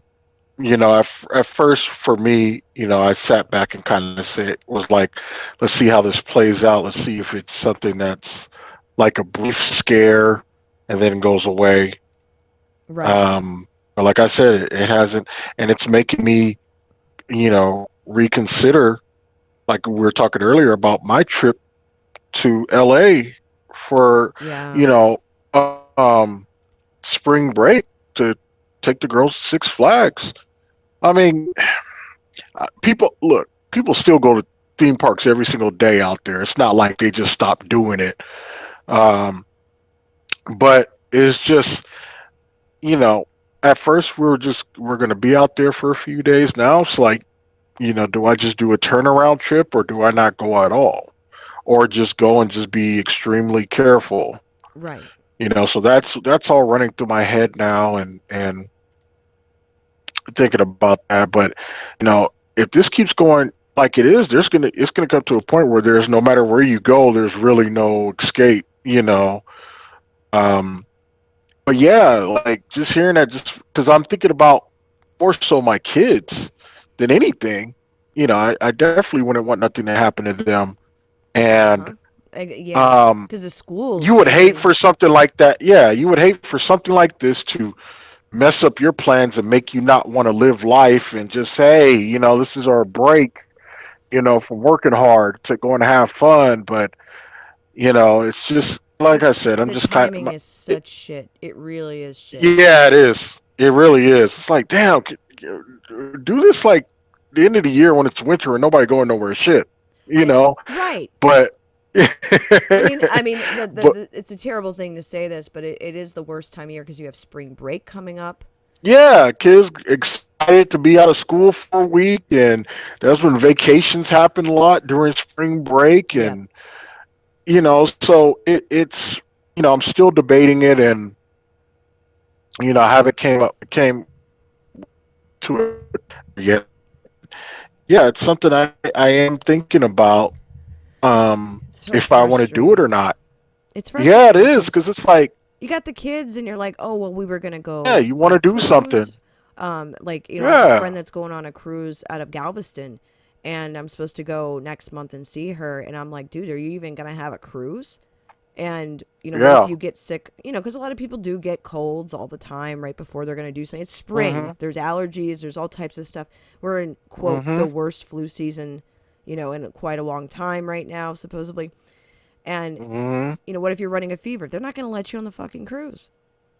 I mean, Yeah. they have to be careful. They can't just allow. And I understand. Look at what it.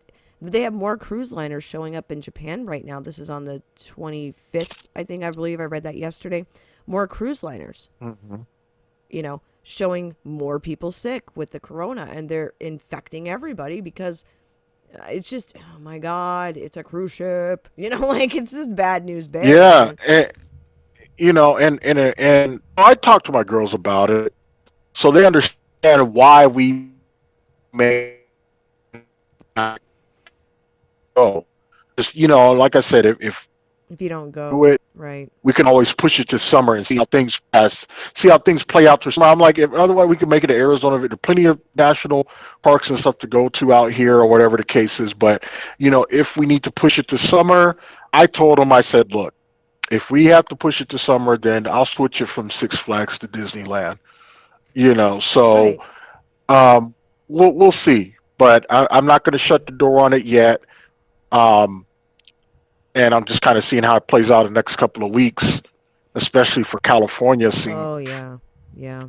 how bad it gets out there, And where there's I a lot kind of of, finally just say, what do you call it, tech conferences and things like that that have been canceled. And, like Perp, I was talking to Perp Minded mhm, because he's into all that tech stuff. He and I can talk tech for a while. Like, he collects yeah, it. I think he should do videos hmm just about tech. But anyway, um, but he's been, hmm because this big mobile, we talked about it briefly earlier through Market Watch, was the mobile, Congress they have with rolling out all the new models. hmm Well, they canceled that. And then as a trickling down effect, other cancellations have happened. Well, there's some major ones that go down in San Francisco within the next few months hmm from everything, from Microsoft to Facebook to, Apple. They have all of these big tech conferences, and they're all in San Francisco because San Francisco, is always kind of held or catered or hosted these events. That can you imagine? And somebody's brought this up numerous times. What would the coronavirus do in a place like San Francisco to the homeless population? oh yeah, oh that would spread like a wildfire. Oh yeah, and then you would have it on the streets. It would turn into a bigger problem. Now Nancy Pelosi decided to make an appearance because everyone loves Skeletor, but she made an appearance at the San Francisco Chinatown over the weekend to, quote, reassure her constituents that it's fine, everything's safe. Listen, it is not about xenophobia, lady, okay? It's your asshole Hmm government that you work for and you're a part of that has caused a lot of disinformation. And people don't trust the government. Gee, I wonder hmm why people don't trust our government. I don't know. Maybe it's because we've been talking about impeachment for no fucking reason. Um, hmm it's a hmm waste of resources. What a waste. These people waste time and money like nothing. Speaking of, I know you were talking about the one tech conference that happens every year in L.A. at the Staples Center. Big one for video games is E3, Oh and shit, you when got is to that? wonder When is that E3? usually happens in June. E3 is the Oh, Electronic Gaming Expo, and that's the one they do every year in LA for Xbox, Nintendo, PlayStation, right. all the other game developers. That's when they present either new consoles, new games. They're showing trailers for all the new games and everything coming out, and that's a big, huge event they've been doing forever. And so, yeah, that happens every year in LA, and they just recently, like 2 years ago, made it available to the public where you can buy a ticket, go to the expo. It used to be just to the press, and you would just have to watch it, on TV or whatever. But now, like 2 years ago, they Yeah, made it people are going. because yeah, people been wanting to go so bad, they made an outcry about it. So they're like, all right, I will make it available to the public now. Right. So I remember that. you got to wonder, yeah, you got to wonder if E3.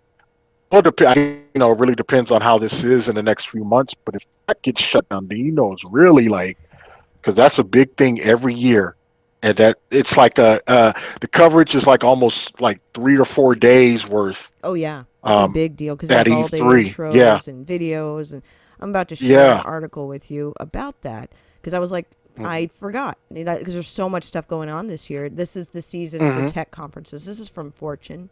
It says coronavirus has video game giants rethinking their trade show plans, and this is from February 24th by Chris Morris.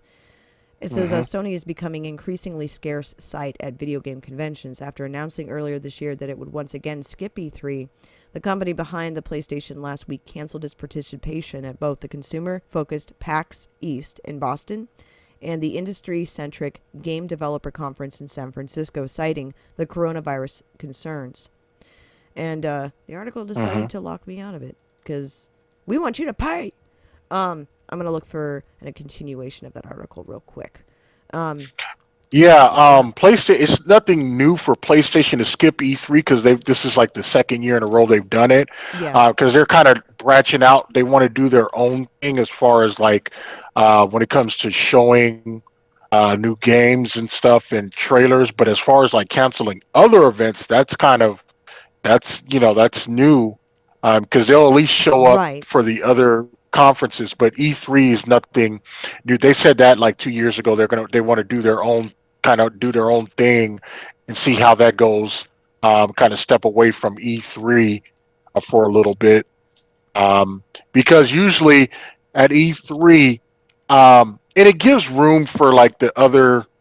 I know I'm getting a little bit off topic, No, but it's all right. Go right it ahead. gives room for Xbox to do. PlayStation basically didn't kind of want to share the room with Xbox and Nintendo, so they're like, you know what, we're gonna do our own thing. Nintendo does their own thing too, but they still go to E3. They have like the Nintendo Treehouse thing they do Right. um, outside of E3, but they still go to E3. So does Xbox, but PlayStation was like, oh, we'll see if we could, we'll do our own thing and see how that goes. So they just kind of wanted to branch out a little bit from E3. I don't know when they plan on coming back. Especially you got the PlayStation 5, and people thought that since that's going to come out this year, they would, show up at E3, but PlayStation's like, nah, I'm we'll not, do our own thing. and yeah, I know with it's the cancellations at the others that I find interesting. Yeah, You know, yeah, I agree. Right now I'm just finding the article in yeah. full There's because like it's a bullshit. one's called like PAX. There's a PAX event, and Yes. Mm-hmm. yeah, there's all these other ones in Vegas and New York and all that they go to. So yeah, it is very Okay. I got the article up. interesting. Okay, cool, Yeah, cool, like cool, it cool. wanted me to register, and I was like, dude, what Big Brother shit is this? But yeah, I'm gonna Yeah. like honestly, I was like, don't do it, and it's like, yeah, you gotta do it, but at least you don't have to pay. It's not like a paywall situation, which is always my hmm concern. I'm like, don't do that because That then stuff is so annoying. Like, what the fuck? Were y'all just all of a sudden requiring, someone to pay for an article? Like, no, not doing that bullshit. right, it's so dumb. But yeah, here is the Yeah. article I got through the paywall. Um, it says here's yeah, because it was talking about PAX East in Boston, but um, hmm let's see, it's just going about Sony. So they said, quote, we have made the difficult decision to cancel our participation in the Game Developers Conference due to increasing concerns related to COVID-19, also known as a coronavirus, a Sony spokesperson said in a statement. We felt that this was the best option as the situation related to the virus and global travel restrictions are changing daily. We are disappointed to cancel our participation, but the health and safety of our global workforce is our highest priority, or concern rather. We look forward to participating in the GDC in the future. Just as the news of Sony's decision to skip the GDC hit, Facebook, which owns the Oculus virtual reality company, also dropped out of the show, citing coronavirus as the reason. And earlier this month, organizers at the Taipei Game Show, which last year attracted over 320,000 people, postponed the event 1 week before its start, rescheduling it for late June. The escalating number of withdrawals, along with the recent cancellation of the Mobile World Congress, has the continued spread of the virus are raising questions about the impact coronavirus will have on how a $135 billion video game industry promotes its products. Trade shows have historically been a critical tool for companies to build buzz about new products as consumers, media, and influencers get hands-on time with unreleased games, game systems, and talk about the experience. Going on to actual quote here. Quote, we will continue to be vigilant as our first priority is the health and wellness and safety of all of our exhibitors and attendees, the Entertainment Software Association, which organizes June's E3 Expo, told Fortune. Given what we know at this time, we are moving ahead full speed with the E3 2020 planning. Exhibit and registration sales are on track for an exciting show in June. The situation is much more the same for, I can't call in Messi, the organizers of the Games Con, which is held in Germany in August. Colin, I want to say it's Colin Messi. I know it's wrong. I get a cookie. I could be the best voiceover person ever. I'd be like, whatever. Was initiated. It says here it has initiated a level of heightened vigilance in view of the potential threat from the coronavirus at our trade fairs. The company told Fortune, as things stand at this moment, all of the foreign events will also be held as planned. The trade show company also noted whether this remains the case in China will depend on the measures taken by local authorities. So yeah, it goes on and on. But so E3 is definitely an issue. I don't know if you mentioned it already, but for that GDC, not only is it PlayStation and Facebook, but EA, Electronic Arts, and Hideo Kojima, they all pulled out of that as well. It's a mess. I mean, Yeah. this is the thing is that, I mean, the biggest one that hit up, and that struck me was the one about the mobile. So this is the Mobile World Congress, the MWC. The cancellation of that was pretty massive because that really hits a lot of the productions being rolled out and new phones. I think there's one from TCL, a new phone that's like a expandable screen, where it looks pretty sleek. I mean, I'm one of those people who would probably be into that. Yeah. I like the whole idea of the sliding open. The screen is tucked under is from what it looks like, and it expands. And it looks really sleek. And I was like, sure, why the hell not? But but they were trying to roll out. They actually sent out product photos before, like Samsung does too. You know what I mean? But there's really not that excitement as much. And I agree with having a conference. That's the purpose of these cons, and also people having that experience of just going, like they were saying. But yeah, so that's what's up with E3. I forgot about E3. I don't know why. It's just it slips up it comes up so quickly every year, and it's like, oh yeah, E3. Oh my God, I wanted to go this year. And I'll tell you what, though, I still want to go, but yeah, those tickets are not cheap at all. I was looking at the ticket, I was like, damn. Oh yeah, they're It's not like cheap. for just to go in, it's gamer badge is $165. Good God. If you Yeah. So like you get if you do the premium badge, like the 3-day expo badge and all that, it's like $995 for Jesus that. Christ. Yeah. Really? Yeah, yeah. Whatever, Yeah. man. They're money. They're all about that hmm money. Cash money. Yeah, I'm thinking like the tickets would be like $50 or something. I'm like shit, you know? Dude, that's like Yeah. I don't know, a house payment with a second on it. Mhm. You got your HELOC in Yeah. there. Yeah, I don't know about all that shit. No, sir. No, ma'am.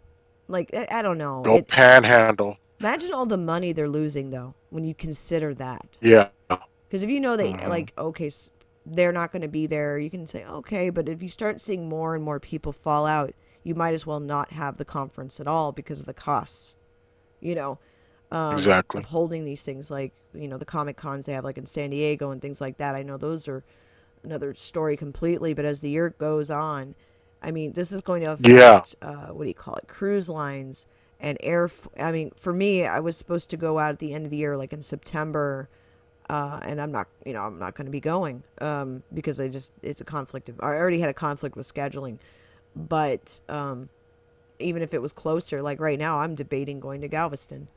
I personally don't Mhm. want to be in a hotel room where other people have stayed in, Mhm. and, this is too close to it. Another thing is over the summer, we were supposed to send, the young squirrel to Arizona to go see, my sister from another mister over there in, Arizona, and I'm not up for sending her right now.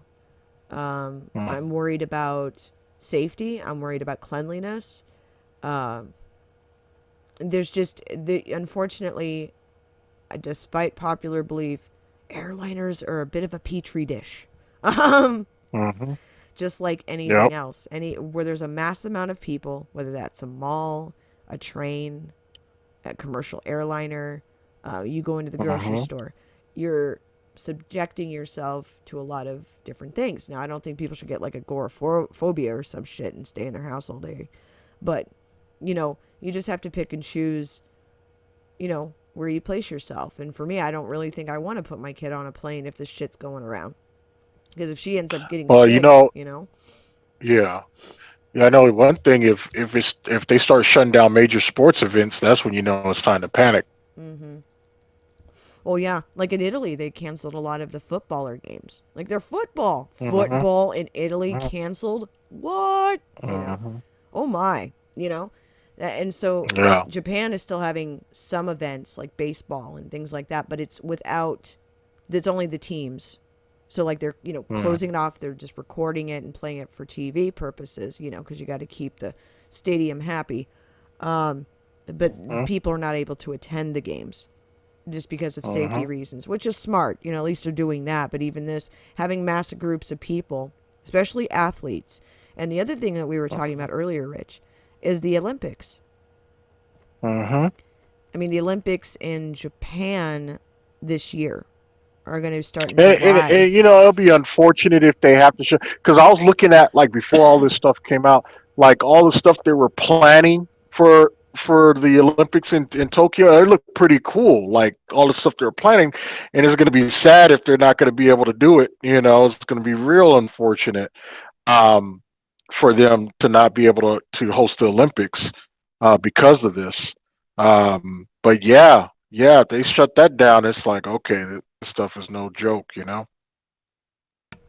Yeah, I was pulling up an article um, real quick. I'm going to share it with you here too. I'm trying to do it in a smooth manner, but it's never smooth. It's just not. Um, but it's an article about the Olympics, and of course now people are concerned, right? And Hmm. that's I completely understand, like people being Yeah. concerned. I personally Yep. don't think it's wise to have Hmm. such a thing going on. But here's the article. It says Tokyo Olympic Games could be canceled if coronavirus not controlled, IOC member says. Mm. Sorry to cough a little bit.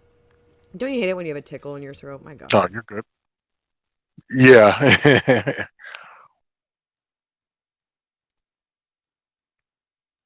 It comes up on me like that. Okay, I apologize. All right, so it says Dick. This guy's. Oh my God! Please tell me this is a fake name. It's from the Guardian. It says Dick Pound says decision on Olympics must be made. I don't know. He needs to rethink his name. Okay.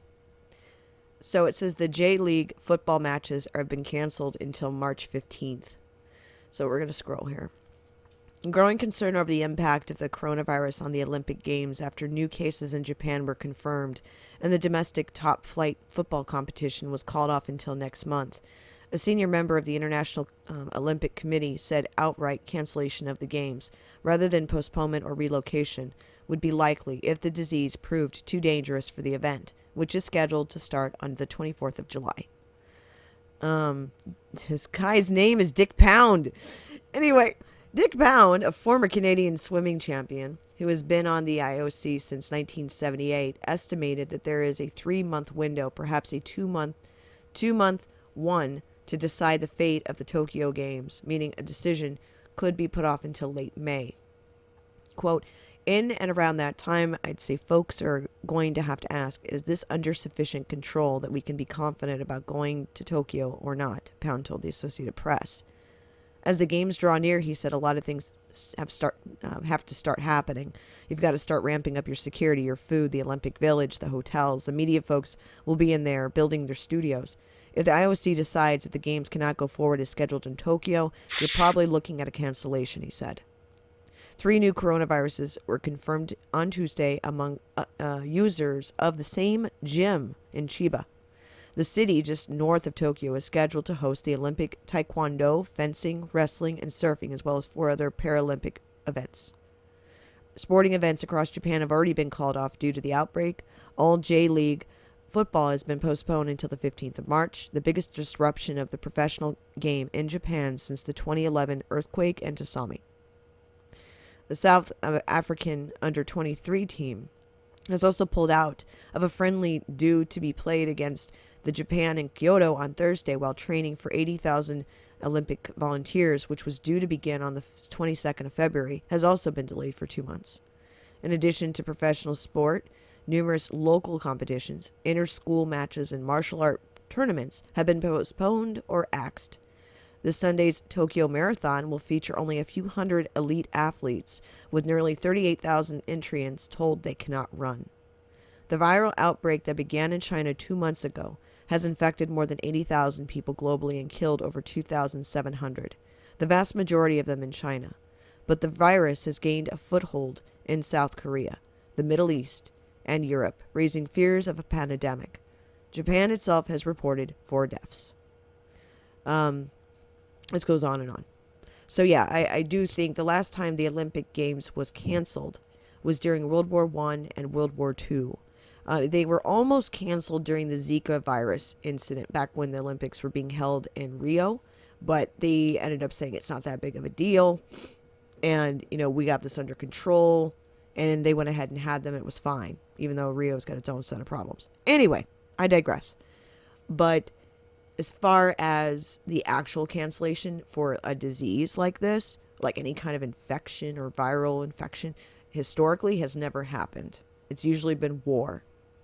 So this would be the first time in history that the Olympics had been postponed due to an infectious disease. I was doing research about it last night, night before, because I really didn't have the answers to this because they didn't have any answers to give. But historically, yeah, this would be a first. So yeah, I just wanted to discuss the Olympics in short, because honestly, that's probably, in my opinion, the smart thing would be is a no. No. Mm-hmm. Do not hold this. I don't give a fuck. Like, don't put these people at risk. Postpone it. Postpone it. You don't have to cancel it. Postpone it. Don't let Tokyo lose all this money. I hate to say it like that. Don't let them lose the money. Let the Olympics be held again in Tokyo's favor, okay, when this is over. That's all I'm saying. I know it's easier said than done. I get it. But I just wanted to make mention of it. Yeah. It's only fair in my mind, to be fair to other people. Exactly. Because, why Yep. would you go through the risk just for the cash in this? Whatever. Nobody will be able to use their money if it's covered in a coronavirus. I'm just saying. Exactly. Because right now we're only hearing limited numbers, and it also and I hope South Korea continues, as well as Japan continues to do full disclosure of their numbers. Mm-hmm. South Korea's been Yeah. Yeah. I was looking at that drone footage of that line. People were in line for the mask and stuff. It was pretty crazy. Yeah, there's a lot of videos of people in line to get masks. There was an incident, or I'm trying to think, where there were people that were evacuees from China trying to get into the Ukraine. Now, this dropped around February 22nd, but there was some video coming out of people trying to leave China to get out of the country, to get away, so they can be quarantined. And they were taking people to like a remote Ukrainian village. And the villagers were, in a nice way, in the nicest way possible, a bit upset. A little pissed off. And they had basically attacked the buses this was back on February 22nd. And they were attacking the buses that these people were on. And Yeah. that was, I almost forgot about that. That's sad to say that, but it was crazy. BBC carried the article as well as the video. It was all over Twitter. I'm going to go ahead and share a screen with Rich in the background here, because I have the different screen set up for the people on the video to see, because the stupid screen share doesn't look good on Google Hangouts, you know what I mean, transferring over. But Yeah. this is from the BBC News. It says coronavirus, Ukraine protesters attack buses carrying Chinese evacuees. I am going to try to mute this. I don't want the audio. They set fires, and they got into it with the police. And it was ugly. And the thing is like, I can understand to a point, but once again, this reminds me of Alabama. Oh, we don't want him Hmm. here. Well, then where the hell do you put these people who just need to be quarantined? They're not evil, you know. Yeah. But it is fear, and this is from the government not communicating with the people ahead of time properly, not requesting, Hmm. the proper means of going about it. They pretty much think, well, we're the authority, we know what's best, kiss our ass. So here's the buses in the video. You see him approaching. The person's all wrapped up with his mask and hazmat suit on. Pretty common. And the Yeah. window, if you notice the windows on the bus, that one's cracked out. There's people on there. They're probably frightened. Already scared, but this just probably sent them over the edge. But here's the broken windows on the buses. And, yeah, there's a broken window there. And people just attacking the buses. So it is pretty intense stuff. And the government is standing by the people. The health minister's like, we have to. It says, to shown, he said that, I hope that my presence there will calm. He went down there to calm those in that area as well as the rest of the country. They want to show solidarity with evacuees and let them know, hey, this is a safe place, to go. And there was a lot of rumors. There's a lot of misinformation. So it's just about communicating with your people properly. But the people are going to be only held in quarantine for 14 days. The problem is that symptoms can still show up. You know what I mean? Hmm. So once again, they're not sticking to a perfect guideline on this, and they're not really listening to other, what do you call it? Individuals in the proper manner. Like Yeah. other countries and things that they've come up with. Mm. So I don't know, but that's the summary with that stuff. I had to bring up the Ukraine thing because I was wild. I was like, whoa, okay. I mean, I understand the fears, but it's once again, it's unnecessary to some extent. It falls onto the arms of the government to communicate properly with their citizens instead of being an ass. Hmm.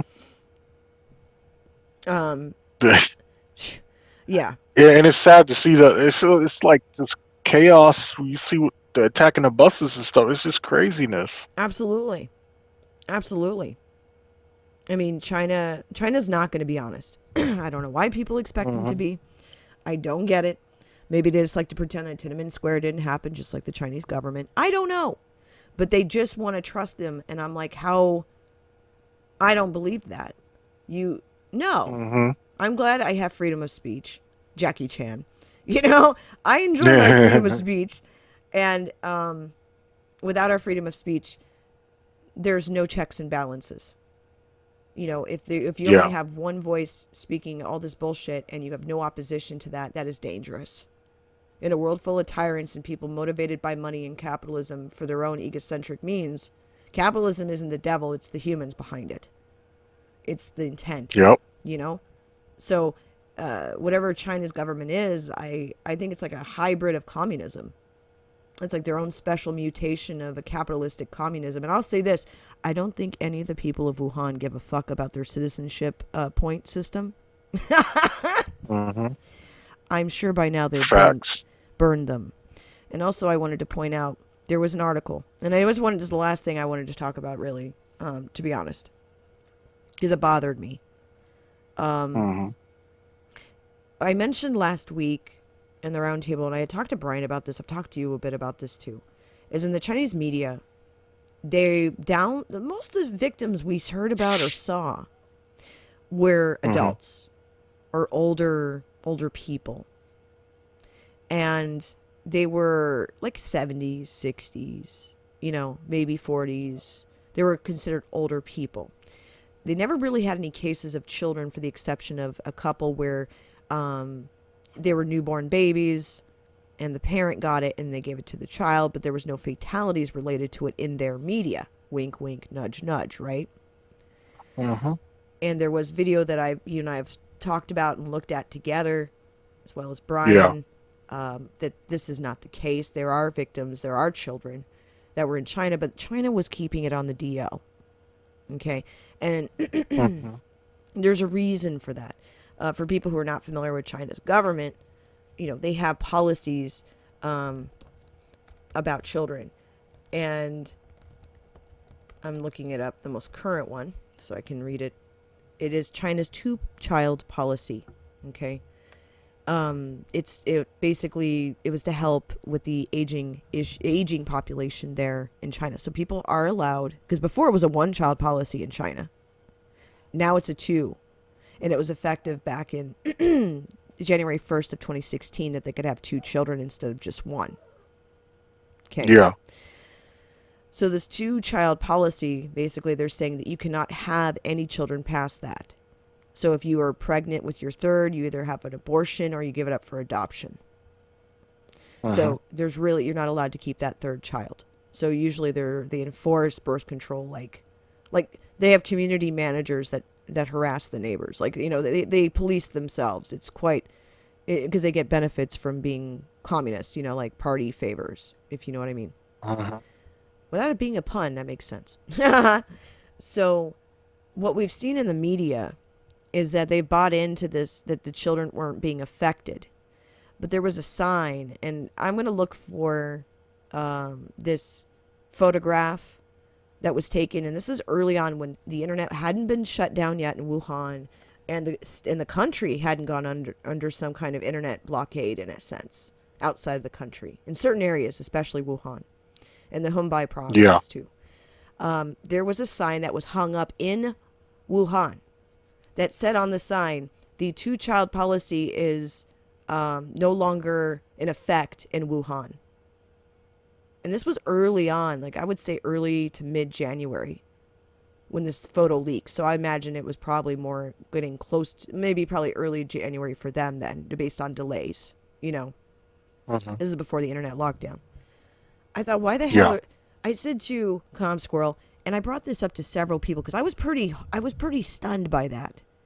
I was like, why the fuck are and there's, those big red banners, you see them hanging around the city in Wuhan, saying, there's a curfew, or stay in your fucking house, or, the police are watching you, whatever the hell it is. They have different like warnings, and not all of them say keep fighting Wuhan. Let me say that.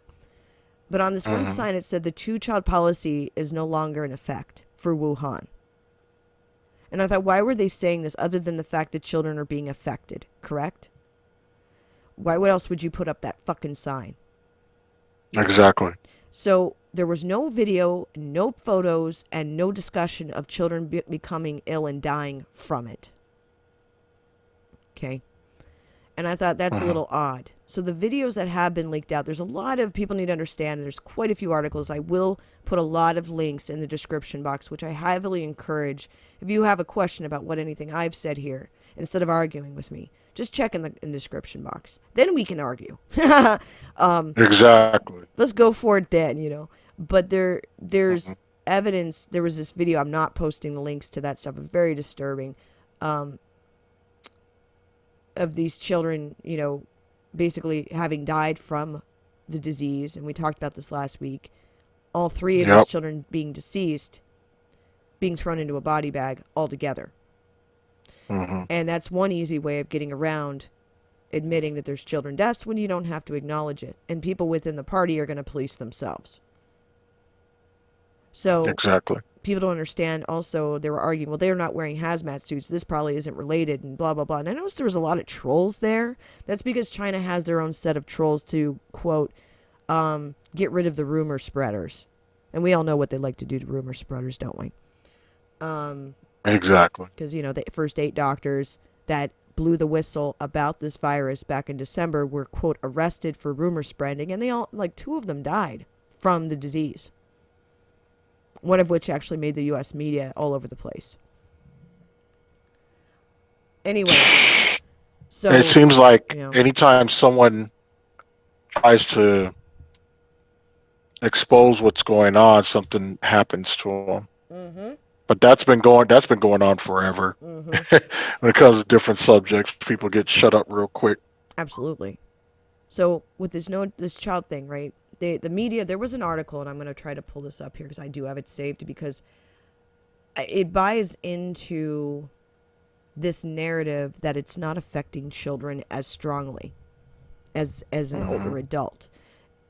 An older person might have pre-existing conditions. They might have a lot more health issues.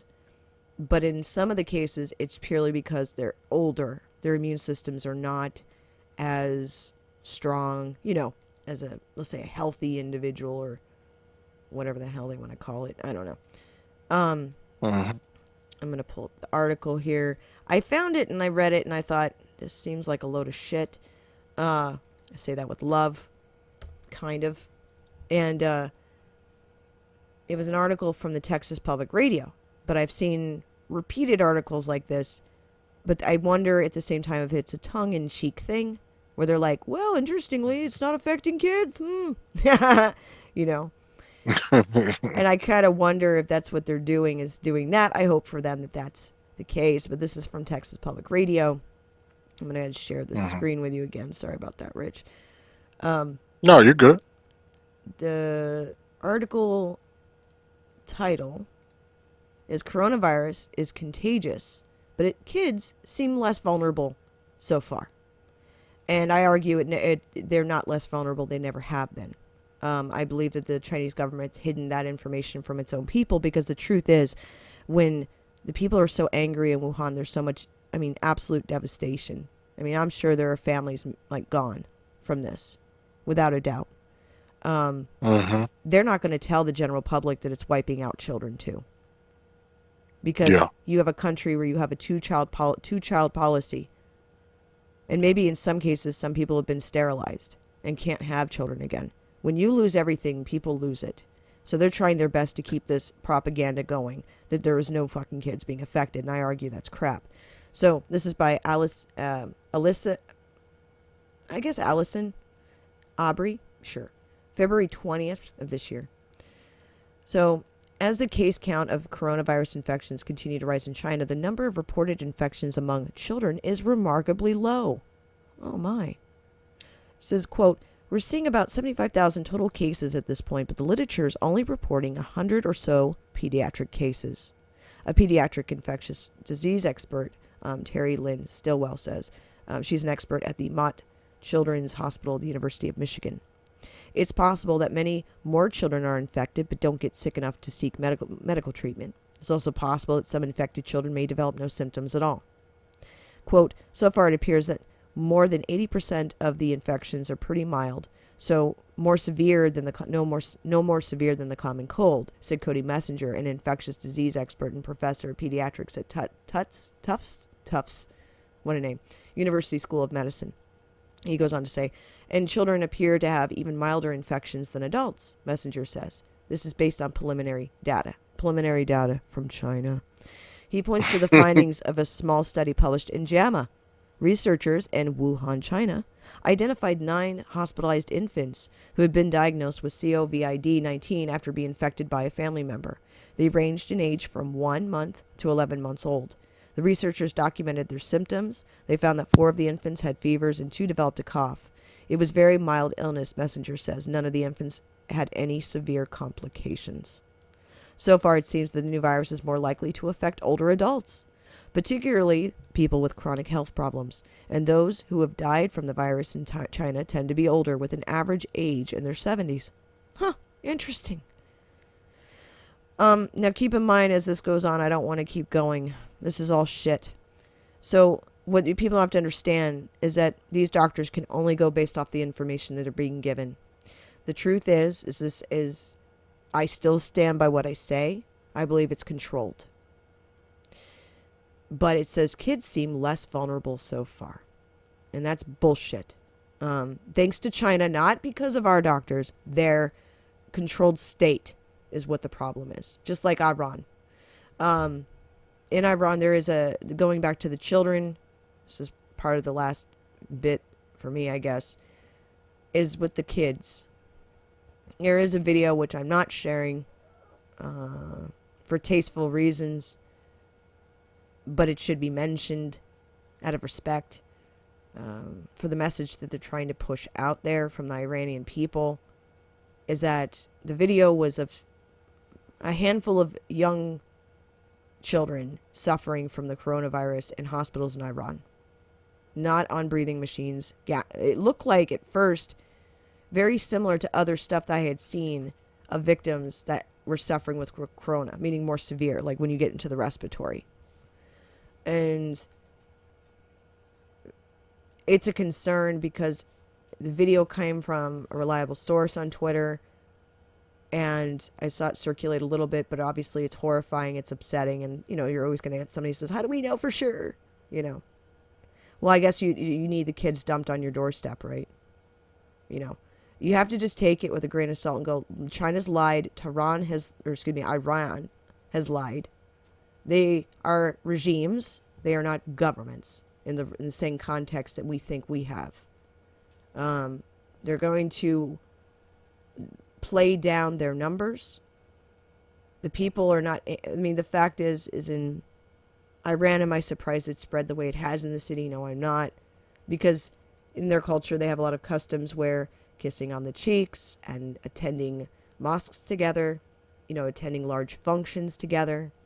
You're in small buildings, you're working day to day, you're in a city. And I'm sure that this is a lot more, maybe it's not as severe for everyone, but the mere fact that there's been as many deaths as there is, and they're still trying to downplay this, is absolutely ridiculous. The CDC and the WHO, I lied. There is one last thing. I keep forgetting to mention this article. And the thing is, it's about the WHO. The WHO stated that they don't want to refer to this as a pandemic. And I thought that was really bizarre. It didn't make sense to me. Like, they were really downplaying this, and I was like, okay. Like, why would they do that? It didn't make any sense. You still there, okay, Rich? Oh, your Yeah, mic's... I'm here. Okay. Sorry. I didn't know if Yeah, you're... hold on, Victor. It's all good. I was like, uh-oh. Yeah, no, it was. I'm sitting here talking, and I'm looking down. I'm like, motherfucker, why is it doing this again? No, I was saying that, they keep holding these numbers back. What's going to happen when stuff starts spilling over? Right. Everything starts spilling over, and then, they can only suppress stuff for so long. Once it starts spilling over and getting out of hand, and, I don't know. It's just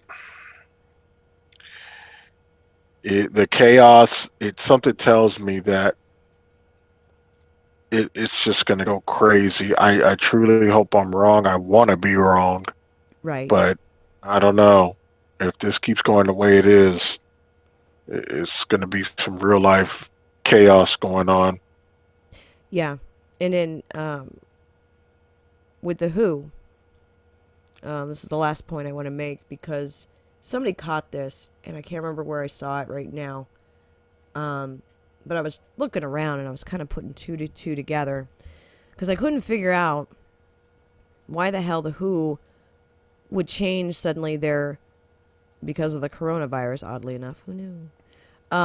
They would change their categories, like how their categorization is regarding a pandemic. And I thought, that's really bizarre. Like, in my head, this didn't make sense. And I'm like, what is it about? I always think money, influence. Who's the person calling the shots? Yeah, who's doing this is my question. It didn't make sense. Yeah. But Yeah. Anyway, the article says WHO says no longer uses pandemic category, but virus is still an emergency. So from Geneva, and this article is from the 24th of February. It says the World Health Organization no longer uses the classification of pandemic, but the COVID-19 coronavirus outbreak remains an international emergency that is likely to spread further, a spokesman said on Monday. Fears of a coronavirus pandemic grew after sharp rises in new cases reported in Iran, Italy, and South Korea, although China relaxed its restrictions on movement in several places, including Beijing, and they're still getting cases because they're idiots, because they need the money and they need their economy to go back. That's why.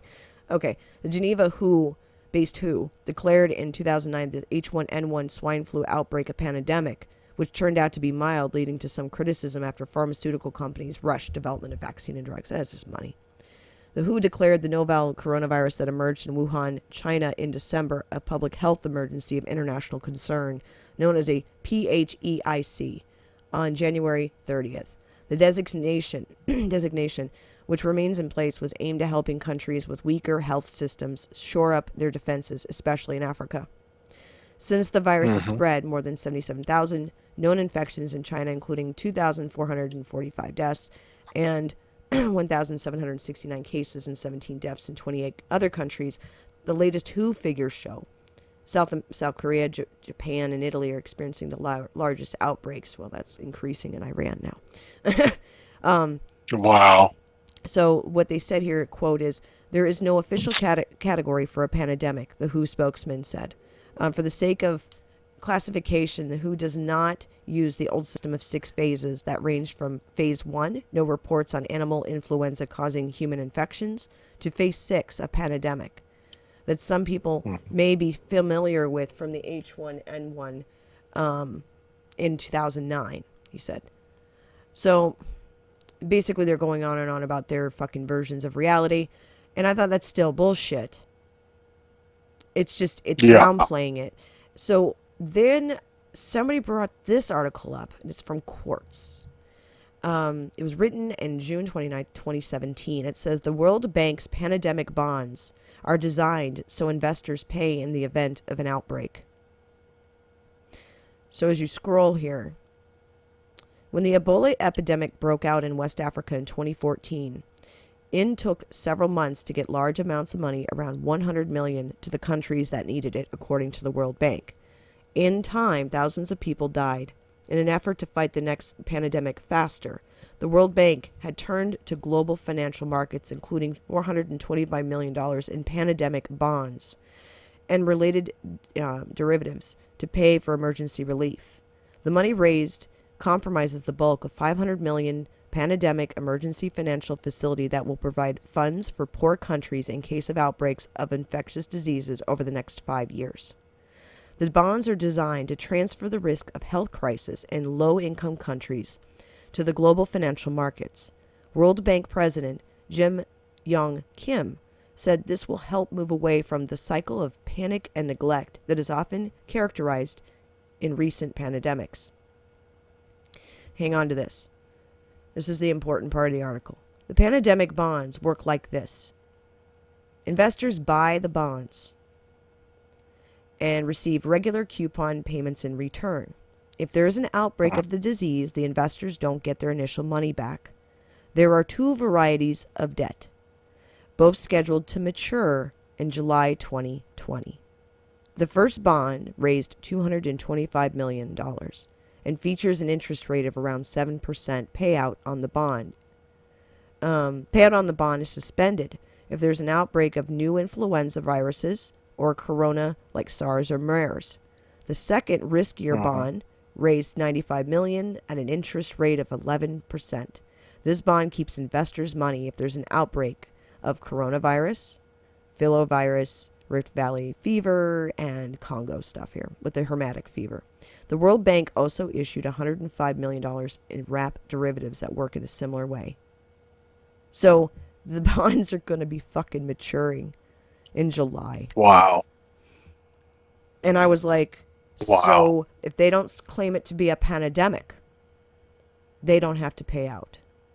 Doobie doobie doo. And that, my friends, is corruption. You're welcome. Gotta love it. Gotta love it. Oh my God. And so that's why the WHO can fuck itself. And I know there's good doctors and bullshit. You should reevaluate your cash flow. You should reevaluate your bed partners, because this is the shit you signed up for. So yeah, that's I think that's the last big article I ran across of connecting dots of why. Like, I was really quite shocked about this on the 24th when I read it. I was like, this is bullshit. Like, why the hell isn't this a pandemic? Because it obviously is. Make no mistake. It has less to do with public interest as it does money and economics. So the World Bank is a part of this. Yeah. Obviously, part of this. And it was a great find by the individual. I would give them credit if I think there was just an anonymous individual that posted it, but still very informative, and I highly recommend people, check it out because it's a good article, and that too will be listed in the description box. I don't know, Rich. I know on Sunday we're going to be doing a live stream with the full panel, so people can interact and chat. We can chitty chat, and I don't even care if there's 2 people there, as long as we are doing our Yeah. thing. Yeah. No, I can't. No matter who pops in or not, we still gonna be doing it. So, Right. it's been a minute since we did the live one. I know. I was gonna do one So it'll tonight. be pretty cool. Decided not to. It was just so Yeah. busy, but I did feel like this was important. You and I just doing a mini breakdown and talking a little bit, and kind of like just Yeah. trying to Yeah. like reset a little. There's just so much. I looked at the other news, and I'll be honest with you, it's just everything is related to the virus now. So it shifted pretty Yep. quickly. You still got the stupid debates. I don't care. Like I don't care about Bernie Sanders. But No, you know, I don't. Like I don't do politics anyway, so all that right. stuff really doesn't. It's just a continuation of You know. same A shit. lot of people like only. Yeah, only thing I know is a lot of people are really rooting for Bernie Sanders. They're really wanting him to be the guy. Yeah, And to me, it's just kind of like, eh, I don't, whoever gets it is going to be the same shit, I and agree. so, I agree. Because honestly, you and I both kind of see it the same way where it's like whatever, I watched the hmm Democratic debate tonight. I don't know what the yeah, hell I watched exactly. um hmm uh I don't buy into their bullshit. Like they're all just lying. I'm like, why are you all lying? Um Sanders was hmm I'm not gonna go into all of it, but like Sanders was just doing that thing he does where he just looks like he's the dude that goes into the bank and yells at the teller because he wants them to refund him the $2.50 ATM cost. You know, his arms are in the fucking air. He's losing his mind. That's how he kind of comes across to me as a little hysterical. yeah, And and if it's Medicaid for all, he's had enough time. Like I've said the other night with somebody on a stream, it's like he's had all this time to come up with a plan. I mean, how old is this dude? What did you do in between going to protests in the 60s? Like, did you forget to write a plan for Medicaid for all? And then you want to talk about mm, open borders and shit? I don't understand where there's so much bullshit and makes no sense. You can't have open borders and Medicaid for all. Who's gonna pay for it, Bernie? You? You're like almost, what are you, 80? You've had a heart attack? Oh, no. No, no, no, no, no, no. He's like 78, not 8, something like that. Mm-mm. Mm-mm. yeah. He's up there. He's definitely up there. And I'm like, I don't get it. I mean, I would love for us to have a nice healthcare system that was more regulation hmm based, meaning regulated in the cost efficiency. Because it's ever hmm since, I'm being honest with you, ever since Obamacare, I mean, our medical costs have gone up with less benefits. hmm It did us no favors. In our household, it did us no favors. And that's with children with special needs. That's being under other types of plans. And it still didn't do shit. It actually has cost us more money.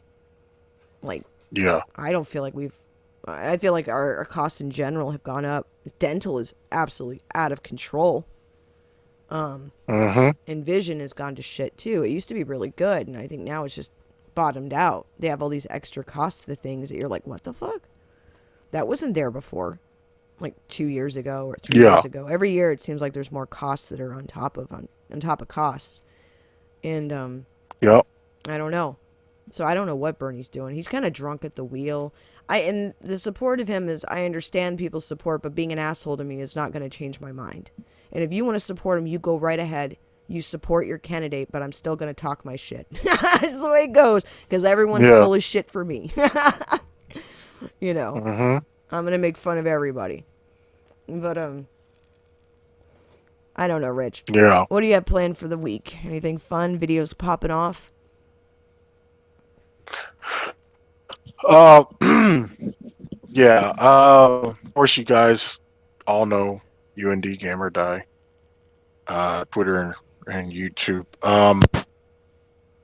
You know, they'll be dropping sometime Your mic today. decided to What I'm unplug, doing. sir. Ah, dang it. Sorry. Ah, I didn't want to break the news, but I was like, it's going to ah. happen. Yeah, no, it's stupid. Oh, I want to punch this thing. Hold on. Is this better? Yes. Now I can hear Okay. you. Anyway, U.N.D. Game or Die, Twitter, YouTube. Um, Finishing up and gonna drop Game of the Week, which is gonna be Killer Instinct for Super Nintendo. Love that game. So yeah, I'm gonna drop that this week. I did do game in chat um, over the weekend. It was kind of late. I was gonna do it earlier, but I was watching the Wilder and Fury fight, so it kind of started it late. But yeah, I did that. I'll be make sure to do it earlier this coming weekend. Um, but I just whatever random game I feel like playing, I'll just play it. Um, but yeah, game of the week, Killer Instinct, dropping that later, sometime in the next hour or so. Cool. Well, I know I'm speaking ahead of time, but by the time they hear this, it'll already be dropped. But yeah, Right. I'll be dropping that in about an hour. So yeah, Yeah, so check out Rich's channel. I have it shown on the screen on my end here. Um, but yeah, check out his channel. He has a lot of cool stuff going on there. And I'm trying. I'm trying. it's, and that's the thing. It's with channels, it just takes time. Building up the audience, finding the right people, and not just people who like to drop a like and leave, but actually, either Yeah, interact or continue to keep watching. So, with the live streams, it does help. I know, like with gaming, like when I did gaming, it's not every pops in. It's kind of like some people just don't like watching gaming. Um, hmm I plan on doing some live streams of gaming with the Hoagie Squirrel, because yeah. she really wants to play Minecraft really bad, and I'm like, okay. And like all I did, like the last time I played with her, I just put all those llamas in her fucking house, and she was upset with me. And they It's like spit, there you dude. go, They all spit. She there was you so go. mad. I was like, and then I killed a Like, couple for their fur, but and their meat. Some have had meat, and the leash. Anyways, but yeah. So I mean, there's all kinds of fun stuff though that Rich does with his daughters. Very similar. Where they play Fortnite, which is hilarious because Rich is not good at yeah, we'll Fortnite. probably be. No, I suck. We'll probably be back on that this weekend as well. Definitely get in some Fortnite. Now, what's you're playing on PlayStation on Fortnite? Is that right? Yeah, well, with Fortnite you can cross play. So, Oh, okay. uh, I if I decide if I it depends on what system I'm on. If I decide to play it on um, my Xbox One, I'll play it, or if I'll play it on my PlayStation. But usually when I'm streaming it, Yeah. I'm playing it on my PlayStation. Mm, So cool. yeah, yeah, I'm streaming it. It's on my PlayStation, but normally I could switch it either or. But yeah, mainly PlayStation when I'm streaming it. But yeah, like I said, the only time I play it is when they ask me to. Otherwise, that I every time I seem to hop on, I got to do an update or something, So, Right. but yeah, no, they when I play, they appreciate it, so it's all good. I'm not tripping. I think it's funny. Eventually, it'd be event. We're trying to figure out how to get like what system to get, all that kind of shit, because we're going back and forth a lot. Because a lot of it's about Yeah, pricing, yeah, and so yeah, I'm saving up for a new system, and I'm still going towards the Switch. You know, um, yeah, just cause. yep. And For now, though, it's like I'm on PC. I've always just been a PC player, but I have had my Nintendos and stuff like that. Whereas Squirrel's a PlayStation dude, and then you have the Beef, whatever. He has the Xbox. So Mm-hmm. we all have our selected systems, and so I was like, oh yeah, like some games I didn't realize cross. You can play on PC with someone like Terraria is one of them used to play with Beef Mm-hmm. and one of the other small squirrels, and yeah, so hopefully we'll get there. It's just I miss gaming. I just haven't had time. And so when things start Yeah, to slow of down course. again, which they will because I sense it coming, like it's just been a very exhausting February in general. Yeah, And yeah, so as we get into March, I know it's going to be busy again, but I'm hoping for the best, meaning I hope that things start to tone down again because it's ridiculous right now. But oh yeah. No, no. I wish I'm right there with you about wanting to be able to play more. And unfortunately, we have the job of having to be parents, so yeah. we gotta put that aside, unfortunately. But yeah, I always, whenever I get the chance, I do it. Um, so yeah, I never, We'll get I don't there. think I'll ever, yeah, I don't think there'll ever be a time where I don't love video games. I don't care Right. how, I'll probably be 95 years old still trying to game. Yeah, I miss gaming. I have those days where I get really like bummed. I'm like, oh, I kind of miss my old system here. And like stuff I've lost over the time. Just because they Yeah, died, yeah. I killed them. Hmm. Um, but I'm really excited about Animal Crossing for the new one that's coming out. Yeah, I know you've been on Oh, that. You really dude, excited about I'm that. so excited. It's so dumb how excited I am right now. But the whole idea you can like terraform your planet or no, excuse me, your Hmm. village, and I'm super excited about that and being able to play with other people. I know a few people actually are going to be getting it. And I'm like, oh, I want to Hmm. play. I want to play with people. That's even more fun. Yeah. The whole idea of having that is just, I'm very excited about. But anyway, I want to thank everybody for hanging out with us and just kind of listening in a little bit. We are going to do the live stream on Sunday. It'll be around 10 o'clock CST, which is I think it's about 9 o'clock your time there, Rich, if that's suitable for you. Yeah. There's going Yep, to be that'll work. other people on there as well with us.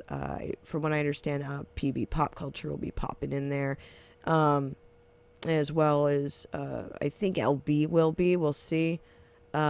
Oh, that Hmm. rhymed. That was annoying. But yeah, LB will probably be on. Brian, I'm gonna get with him and check it out. Perp's gonna let me know, and there's a couple other people I've contacted as well that I haven't heard back yet from because I just sent out the messages invites this evening. And I've heard back from quite a few other people are still. They had to let me know because they have stuff going on this weekend. But anyway, Yeah. but we're gonna do more of like an open forum discussion about it, and by then, I really believe strongly there'll be more news coming out with the news cycle on Thursday and also on Sunday. And there's always an update every day right now, but it's just to find out information to make it less scary and understand that it's about common sense. It's not about assumptions. And the other thing too Hmm. is facts versus you know rumors, and there's lots of rumors, and even stuff Yeah. we've talked about at times. Those were rumors, but we indicated they were, meaning this is an interesting rumor. I don't know if it is to come to pass. Even our opinions can be rumors or speculation, but there is nothing wrong with speculation. Uh, Yeah. don't let somebody tell you you can't question authority. The moment that someone tells you that you can't question authority, you should be questioning them. And so, Exactly. I'll leave it there. But anyway, thanks so much, Rich, for hanging out and just doing our little throwback of just us two talking um, to our Yeah, yeah, anytime. I'm podcast. always I always try to make myself available as much as possible.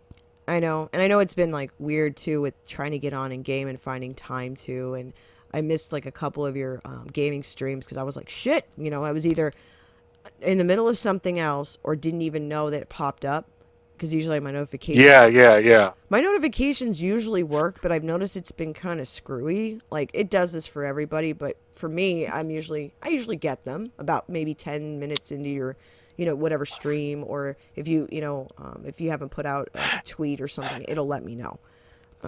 And sometimes they don't go as planned for me because I'll have it all planned out, and it could be something as simple as I'm just tired as shit and I end up falling asleep, Right. or something comes up where I'm out longer than I thought I was going to be.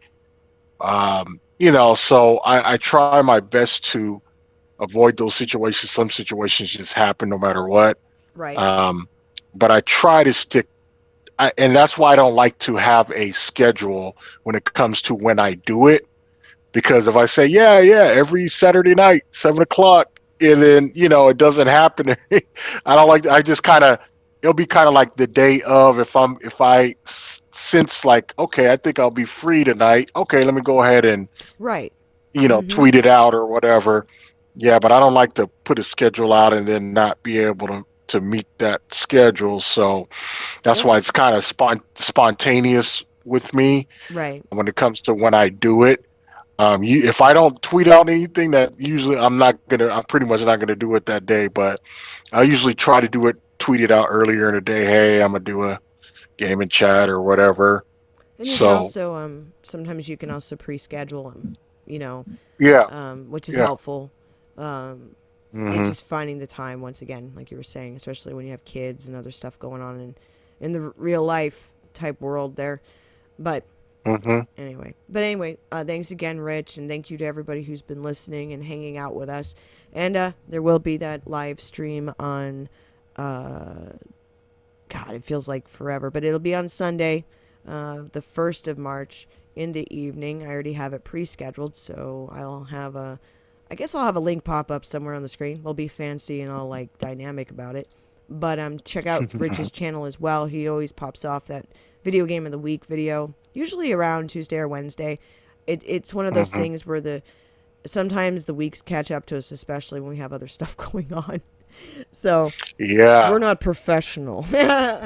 No, I don't claim to be at all. I'm just learning as I go. Absolutely. Well, thank you to everyone who hung out with us, and have a great morning, evening, or night wherever you are.